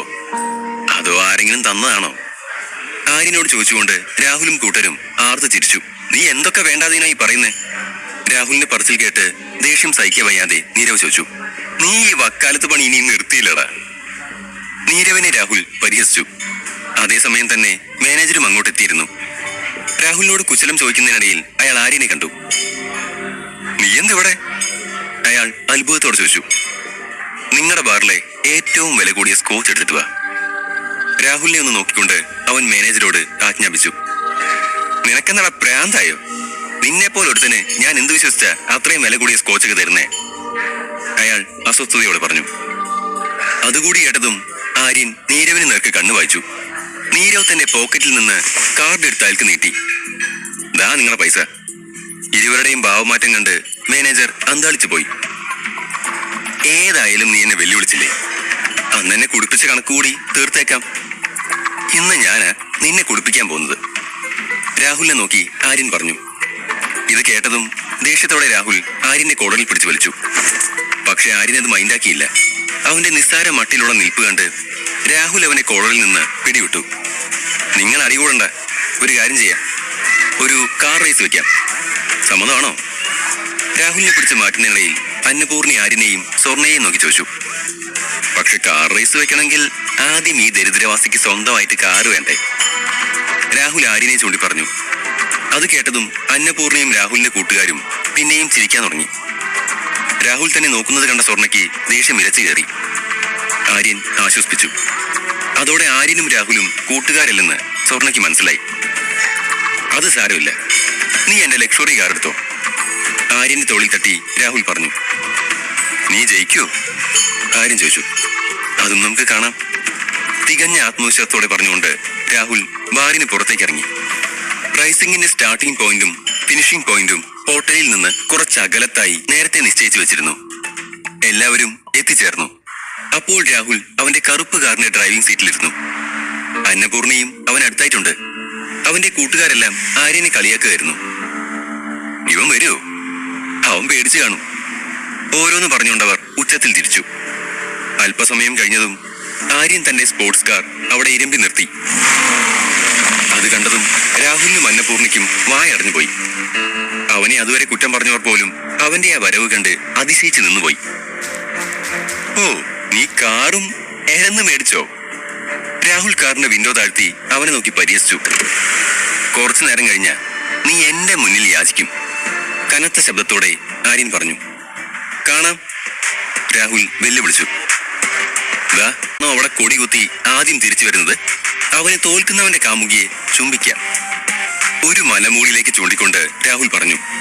അതിനുശേഷം അവൻ സ്വർണയെ വഷളത്തരത്തോട് നോക്കിക്കൊണ്ട് ചുണ്ട് കടിച്ചു. ഈ ഡിമാൻഡ് കേട്ടതും രാഹുലിനൊപ്പം വരുന്ന അന്നപൂർണി ദേഷ്യപ്പെട്ടുവെങ്കിലും രാഹുൽ അത് കാണാത്ത ഭാവം നടിച്ചു. സ്വർണയുടെ മുഖത്ത് ഭയത്തിന്റെ ഒരു കണിക പോലും അവശേഷിക്കുന്നില്ലെന്നത് ആര്യനെ സന്തോഷിപ്പിച്ചു. നീരവ് രാഹുലിനൊരു അത് കാണാത്ത ഭാവം നടിച്ചു. സ്വർണയുടെ മുഖത്ത് ഭയത്തിന്റെ ഒരു കണിക പോലും അവശേഷിക്കുന്നില്ലെന്നത് ആര്യനെ സന്തോഷിപ്പിച്ചു. നീരവ് രാഹുലിനൊരു നീലക്കൊടിയും ആര്യന് വെള്ളക്കൊടിയും കൊടുത്തുകൊണ്ട് സൈഡിലേക്ക് മാറി നിന്നു. വിസിലടിച്ചതും ഇരുവരും വേഗത്തിൽ കാർ ഓടിക്കാൻ തുടങ്ങി. ആര്യന്റെ സ്പോർട്സ് കാർ ആയതുകൊണ്ട് തന്നെ അത് വളരെ വേഗത്തിൽ മുന്നോട്ട് പോകുന്നുണ്ടായിരുന്നു. അധികം പേരും ആദ്യം രാഹുലിനെ സപ്പോർട്ട് ചെയ്തെങ്കിലും പതിയെ അത് ആര്യനിലേക്ക് വഴിമാറി. അല്പസമയം കഴിഞ്ഞതും സ്വർണയും ആര്യനും മലമുകളിലെത്തി. സ്വർണ കാറിൽ നിന്നിറങ്ങി കൊടി അവിടെ സ്ഥാപിച്ച് തിരിച്ച് കാറിൽ തന്നെ വന്നിരുന്നു. അവൾ വന്നതും ആര്യൻ കാറും എടുത്ത് മടങ്ങി. അവർ പാതി വഴി എത്തിയപ്പോഴാണ് അന്നപൂർണിയും രാഹുലും ലക്ഷ്യസ്ഥാനത്ത് എത്തിയത്. ആര്യനും സ്വർണയും മത്സരം ജയിച്ചതോടെ നീരവിന്റെ സന്തോഷം ഇരട്ടിച്ചു. ബാക്കിയുള്ളവരത്രയും രാഹുൽ തോറ്റതിന്റെ ദേഷ്യത്തിലായിരുന്നു. നീരവ് രാഹുലിന്റെ കാറിന്റെ ഡോർ തുറന്ന് ഉച്ചത്തിൽ പാട്ട് പാടാൻ തുടങ്ങി. നീ എന്ത് വിവരക്കാരായി പറയുന്നേ? അന്നപൂർണി അവനെ കോപത്തോടെ നോക്കിക്കൊണ്ട് ചോദിച്ചു. ഞാനല്ല, നിന്റെ കാമുകന് വിവരക്കേട് പറയുന്നേ. തോറ്റവന്റെ കാമുകി ജയിച്ചവൻ ഉമ്മ കൊടുക്കണമെന്ന് അവന് നിയമം വെച്ചേ. നീരവ് നിഷ്കളങ്കമായി പറഞ്ഞുകൊണ്ട് പിന്നെയും പാട്ട് പാടാൻ തുടങ്ങി. വർദ്ധിച്ച ദേഷ്യത്തോടെ അന്നപൂർണി രാഹുലിനെ നോക്കി. രാഹുൽ കണ്ണുകൾ താഴ്ത്തി മൗനമായി നിൽപ്പായിരുന്നു. ശേഷം അവൻ ആര്യൻ നോക്കിയതും ആര്യൻ സ്വർണ്ണയ്ക്കൊപ്പം കൈകോർത്ത് പിടിച്ചു നിൽക്കുന്ന കാഴ്ചയാണ് കണ്ടത്. ഞാൻ ആരെയും ഗസ് ചെയ്യാൻ പോകുന്നില്ല. അന്നപൂർണി കോപം കൊണ്ട് വിറച്ചു. അല്ലെങ്കിലും എനിക്ക് നിന്റെ ഉമ്മയൊന്നും വേണ്ട പറഞ്ഞുകൊണ്ട് ആര്യൻ അന്നപൂർണിയെ ദേഷ്യത്തോടെ നോക്കി. നമുക്ക് ഇവിടുന്ന് പോവാം, ഇവർ ഇവിടെ നിന്ന് കരഞ്ഞു മെഴുകട്ടെ ആര്യൻ സ്വർണയോട് പറഞ്ഞു. അത് കേട്ടതും സ്വർണ ഉറക്കെ ചിരിക്കാൻ തുടങ്ങി. ആര്യൻ സ്വർണയ്ക്ക് കാർ ഡോർ തുറന്നു കൊടുത്തു. ആര്യനും നീരവും അതിൽ കയറി. എന്നെ ഇവിടെ ഇറക്കിയാൽ മതി, ഞാൻ പോയിക്കൊള്ളാം. കുറച്ചു കഴിഞ്ഞതും ഒരു ബസ് സ്റ്റോപ്പ് ചൂണ്ടിക്കാട്ടി സ്വർണ പറഞ്ഞു. വേണമെങ്കിൽ നമ്മൾ നിന്നെ വീട്ടിലാക്കാം ആര്യൻ ഗൗരവപൂർവ്വം പറഞ്ഞു. വേണ്ട, ഇനിയും നിങ്ങളെ ഞാൻ ബുദ്ധിമുട്ടിക്കുന്നില്ല. ബസ് ഇപ്പൊ വരും, ഞാൻ പൊക്കോളാം അവൾ പറഞ്ഞു. നിനക്കെന്തെങ്കിലും പറയാനുണ്ടോ? ഇത്തിരി നേരം ഒന്ന് ആലോചിച്ച ശേഷം ആര്യൻ തിരക്കി. അവന്റെ ചോദ്യം കേട്ടതും സ്വർണ്ണ മിഴിച്ചു നോക്കി. പറ, നിനക്കെന്താ എന്നോട് പറയാനുള്ളത്? ആര്യൻ അവളിലേക്ക് തന്നെ മിഴിനാട്ടി പിന്നെയും ചോദിച്ചു. സാറ് പറഞ്ഞത് ശരിയാ, ഇതുവരെ നിങ്ങളോട് ഞാൻ പറയാത്തൊരു കാര്യമുണ്ട്. പക്ഷേ ഇന്നിപ്പോ എനിക്കത് പറഞ്ഞു തരും. എന്താവും സ്വർണ്ണ ആര്യനോട് പറയാൻ പോകുന്നത്?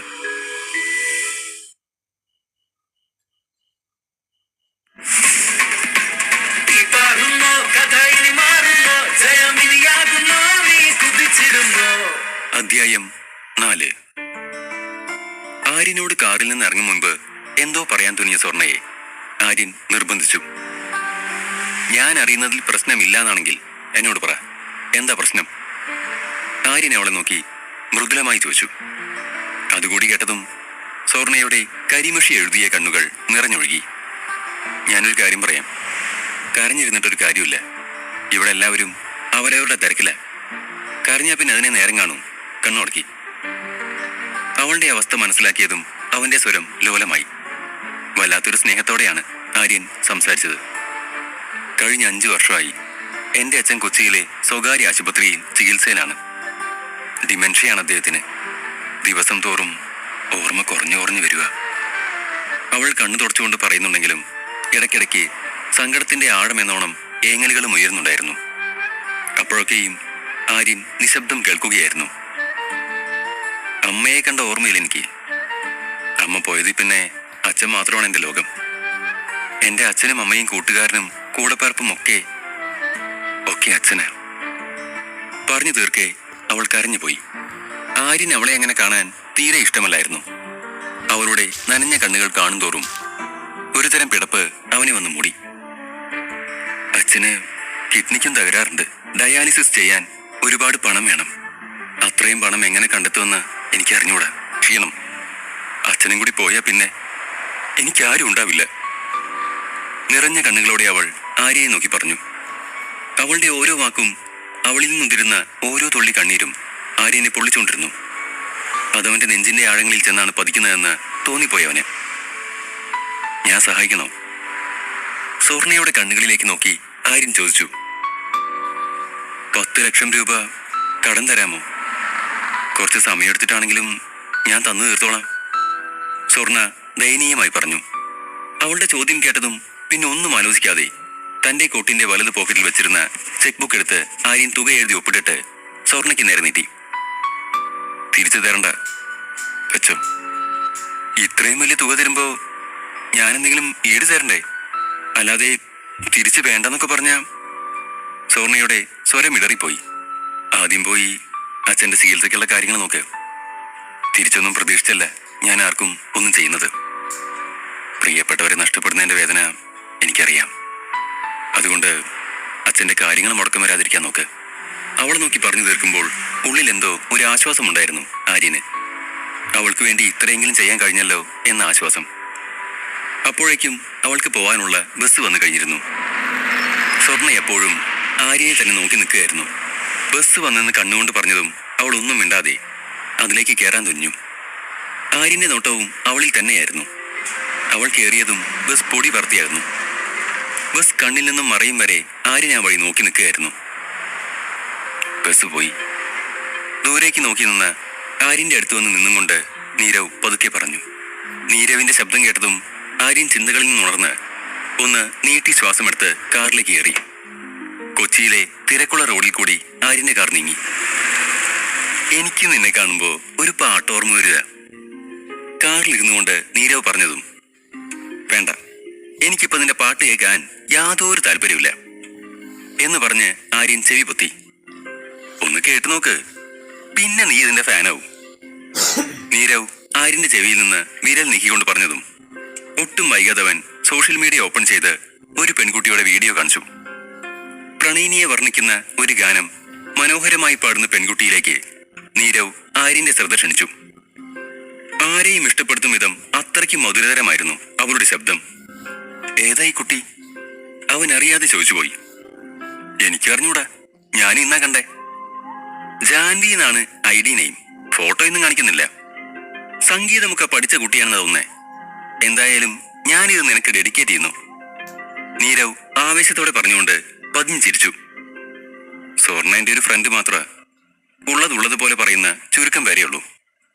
അവളും അങ്ങനെ, അതുകൊണ്ടാ ഞാൻ അവൾക്ക് പണം കൊടുത്തേ. അല്ലാതെ നീ വിചാരിക്കും പോലെയൊന്നുമല്ല. എന്നാലും നീ ഇങ്ങനെ കരുതുമെന്ന് ഞാൻ ഓർത്തില്ല.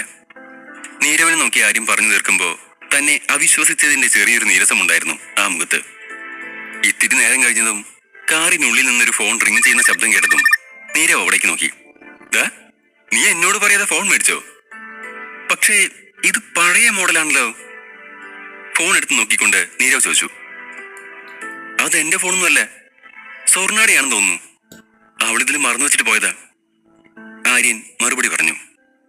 എന്നാ പിന്നെ ഫോൺ അറ്റൻഡ് ചെയ്തിട്ട് പറ, ഇത് സ്വർണ്ണയുടെ ഫോണാ, വണ്ടിയിൽ മറന്നു വെച്ചാണെന്ന്. നീരവ് പറഞ്ഞതും ആര്യൻ ഇത്തിരി നേരം എന്തോ ആലോചിച്ച ശേഷം തുടർന്നു. അത് വേണ്ട, മറ്റൊരാളുടെ ഫോൺ അറ്റൻഡ് ചെയ്യലൊക്കെ മോശ.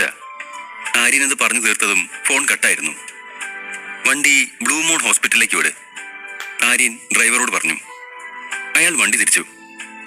കുമാര, നമ്മൾ എന്തിനാ അവിടേക്ക് പോണതെന്നൊന്ന് അറിഞ്ഞാ കൊള്ളായിരുന്നു. നീരവ് കളിയാക്കുന്ന മട്ടിൽ ചോദിച്ചതും ആര്യൻ പുരികൻ ചൊളിച്ചു. അല്ല, ബ്ലൂ മൂൺ ഹോസ്പിറ്റലിലേക്ക് എന്തിനാ പോണേന്ന് ആര്യന് മനസ്സിലാക്കാൻ എന്നോണം ഒരിക്കൽ കൂടി നീരവ് പറഞ്ഞു. നമ്മുടെ കാറിൽ മിസ്സായ ഫോൺ തിരിച്ചു കൊടുക്കാനാ നമ്മൾ പോകുന്നേ, അതായത് ബ്ലൂ മൂൺ ഹോസ്പിറ്റലിലേക്ക്, ആര്യൻ മറുപടി പറഞ്ഞു. രാജകുമാരൻ നീണാൽ വാഴട്ടെ. ഇങ്ങനെയൊരു മനസ്സുള്ള കുമാരനുണ്ടെങ്കിൽ പ്രജകൾ വഴിയാധാരമാവില്ല. കുമാരൻ നീണാൽ വാഴട്ടെ. നീരവ് കൈപ്പത്തി മടക്കി ഉയർത്തിക്കൊണ്ട് ഉറക്കെ ആര്യൻ നോക്കിക്കൊണ്ട് പറഞ്ഞു. അത് കേട്ട ആര്യനും ചിരിച്ചുപോയി. മറുവശത്ത് സ്വർണ്ണ ബ്ലൂ മൂൺ ഹോസ്പിറ്റലിലെത്തി ചില ഫോർമാലിറ്റീസ് പൂർത്തിയാക്കുകയായിരുന്നു. അതൊക്കെ തീർത്ത ശേഷം അവൾ ലിഫ്റ്റിൽ കയറി അച്ഛന്റെ റൂമിലേക്ക് പോയി. മുടങ്ങിപ്പോകുമെന്ന് കരുതിയ അച്ഛന്റെ ഓപ്പറേഷൻ നടത്താനുള്ള പണം കിട്ടിയതിന്റെ സന്തോഷത്തിലാണവൾ. 4ാം നിലയിലെത്തിയതും തന്റെ അച്ഛൻ കിടന്നിരുന്ന ബെഡിൽ വേറൊരു രോഗിയെ കണ്ട് അവൾ അമ്പരന്ന് പോയി. ഇതെന്റെ അച്ഛന്റെ ബെഡായിരുന്നു, അച്ഛൻ എവിടെ പോയി? പരിഭ്രാന്തിയോടെ ആ രോഗിയോടൊപ്പം നിന്ന വ്യക്തിയോട് ചോദിച്ചു. കുട്ടിയുടെ അച്ഛന്റെ കാര്യമൊന്നും എനിക്കറിയില്ല. 7 ദിവസമായിട്ട് എന്റെ ഭാര്യ എവിടെയാ ചികിത്സിക്കുന്നത്, അയാൾ പറഞ്ഞു. അതുകൂടി കേട്ട സ്വർണ്ണയ്ക്ക് ഭയം കൂടി. അവൾ അവിടെ ഉണ്ടായിരുന്ന നഴ്സിന്റെ അടുത്തേക്ക് ഓടി. എന്റെ അച്ഛൻ ഇവിടെ കിടപ്പുണ്ടായിരുന്നു, ദേവാനന്ദ് എന്നാണ് പേര്. പക്ഷേ അവിടെ വേറെ ആളെയാണല്ലോ കിടത്തിയിരിക്കുന്നേ. അവൾ കരഞ്ഞുകൊണ്ട് പറഞ്ഞു.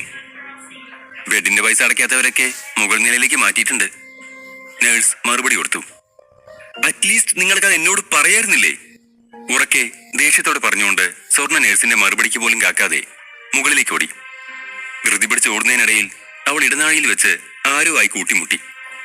സോറി, ആരെന്ന് പോലും നോക്കാൻ മെനക്കെടാതെ പറഞ്ഞുകൊണ്ട് ലിഫ്റ്റിനടുത്തേക്ക് ഓടുമ്പോ മനസ്സ് മുഴുവൻ അച്ഛനിലായിരുന്നു. അവൾക്ക് അച്ഛനെ ഒന്ന് കണ്ടേ തീരുവെന്ന അവസ്ഥയായിരുന്നു അപ്പോൾ. അത്രയേറെ പേടിയും വെപ്രാളവും ഉണ്ടായിരുന്നു ആ മുഖത്ത്. അവൾ കൂട്ടിയിടിച്ചത് ആര്യനെയായിരുന്നു. അവളുടെ വെപ്രാളം കണ്ടതും ആര്യൻ സ്വർണ്ണയെ ഉറക്കെ വിളിച്ചു. സ്വർണ്ണ, എന്താ പ്രശ്നം? എവിടേക്കാ ഇത്ര വെപ്രാളപ്പെട്ട് ഓടുന്നേ? പുറകിൽ നിന്നുള്ള ശബ്ദത്തിന്റെ ഉടമയെ തിരിച്ചറിഞ്ഞതും നിറഞ്ഞ കണ്ണുകളുമായി സ്വർണ്ണ തിരിഞ്ഞു നോക്കി. അവളുടെ നനഞ്ഞ കണ്ണുകൾ അവനെ വല്ലാതെ അസ്വസ്ഥപ്പെടുത്തുന്നുണ്ടായിരുന്നു. സോറി, നിങ്ങളാണെന്ന് ഞാൻ അറിഞ്ഞില്ല. അവൾ ആര്യന് മുഖം കൊടുക്കാതെ പറഞ്ഞു തീർത്തു. ഓ, അത് സാരമില്ല. ഇവൻ നിങ്ങളുടെ രാജാവല്ലേ, അന്യഗ്രഹ ജീവിയൊന്നുമല്ലല്ലോ. ആര്യന് മറുപടി പറയാനുള്ള അവസരം നൽകാതെ നീരവ് ഇടയ്ക്ക് കയറി അവന്റെ സ്ഥിരം ശൈലിയിൽ പറഞ്ഞു. നീരവിന്റെ സംസാരം കേട്ടതും ആര്യൻ അവനോട് മിണ്ടാതിരിക്കാൻ കണ്ണു കാണിച്ചു. പക്ഷെ നീരവിന്റെ സംസാരം കേട്ടതുകൊണ്ടാവണം സ്വർണ്ണയുടെ മുഖത്ത് കുഞ്ഞൊരു ചിരി വിരിഞ്ഞിരുന്നു. നീ നിന്റെ മൊബൈല് കാറിൽ മറന്നു വെച്ചിട്ടാ പോയത്. തന്റെ കീശയിൽ നിന്ന് മൊബൈൽ എടുത്ത് സ്വർണ്ണയ്ക്ക് നേരെ നീട്ടിക്കൊണ്ട് ആര്യൻ പറഞ്ഞു. അപ്പോൾ നീരവിന് മറ്റൊരു കോൾ വന്നതുകൊണ്ട് അവൻ പുറത്തേക്ക് നടന്നു. അല്ല, അതൊക്കെ പോട്ടെ, താൻ എവിടേക്കാ തിരക്കിട്ട് ഓടുന്നത് കണ്ടേ? ശാന്തമായി ആര്യൻ ചോദിച്ചു. അത് ബെഡ് ഫീ കൊടുക്കാത്തത് കൊണ്ട് അച്ഛനെ മുകൾ നിലയിലേക്ക് മാറ്റിയിരിക്കുക. അച്ഛൻ കിടന്ന ബെഡിൽ വേറൊരു പേഷ്യന്റ് വന്നു. ഞാൻ അച്ഛനെ കാണാൻ വേണ്ടി ഓടിയതാ, അവൾ പറഞ്ഞു. ഏതായാലും വന്നതല്ലേ, അച്ഛനെ കൂടി കണ്ടിട്ട് പോവാം. അവൾ ആര്യനെ നോക്കി ഒന്ന് പുഞ്ചിരിക്കാൻ ശ്രമിച്ചുകൊണ്ട് പറഞ്ഞു. അത് കേൾക്കെ ശരിയെന്ന മട്ടിൽ ആര്യൻ അവൾക്കൊപ്പം മുകൾ നിലയിലേക്ക് നടന്നു. അവിടുത്തെ കാഴ്ച കണ്ട സ്വർണ്ണയ്ക്ക് രക്തം തിളച്ചു. ഒരുപാട് രോഗികളെ വെറും നിലത്ത് കിടത്തിയിരിക്കുന്നു. തികച്ചും പരിതാപകരമായ അവസ്ഥ. ആര്യനും അത് കണ്ട് വല്ലായ്മ തോന്നി. അവൾ അവിടെ ചെന്ന ഉടനെ തന്നെ അച്ഛനെ തിരയാൻ തുടങ്ങി. ആര്യനും അവൾക്കൊപ്പം കൂടി. അച്ഛാ! മുറിയുടെ ഓരത്തായി വീൽ ചെയറിലിരിക്കുന്ന, കഴുത്ത് പോലും ഉയർത്താൻ കഴിയാത്ത വിധം ക്ഷീണിതനായ ഒരു വൃദ്ധനടുത്തേക്ക് സ്വർണ്ണ പാഞ്ഞുപോയി. അയാൾക്കൊരു വാക്ക് പോലും ഉരിയാടാൻ സാധിക്കുന്നില്ലായിരുന്നു. സ്വർണ്ണ അയാൾക്ക് അടുത്തു പോയിരുന്ന് ചുളിവ് വീണ കൈകൾക്ക് മേൽ അവളുടെ കൈകൾ ചേർത്ത് വെച്ചു. സ്വർണ്ണയുടെ സാമീപ്യം തിരിച്ചറിഞ്ഞെന്ന വണ്ണം അയാളുടെ കണ്ണുകൾ ഒന്ന് തിളങ്ങി. ഒക്കെ ശരിയാവും അച്ഛ, അച്ഛന് പഴയതുപോലെയാവും. ഓപ്പറേഷനുള്ള പണം കിട്ടി. ആവേശത്തോടെ പറയുമ്പോഴും സ്വർണ്ണയുടെ കണ്ണുകളിൽ നനവുണ്ടായിരുന്നു. ആ സമയങ്ങളിലെല്ലാം ആര്യൻ അവിടുത്തെ പേഷ്യൻസിനെയൊക്കെ വീക്ഷിക്കുകയായിരുന്നു.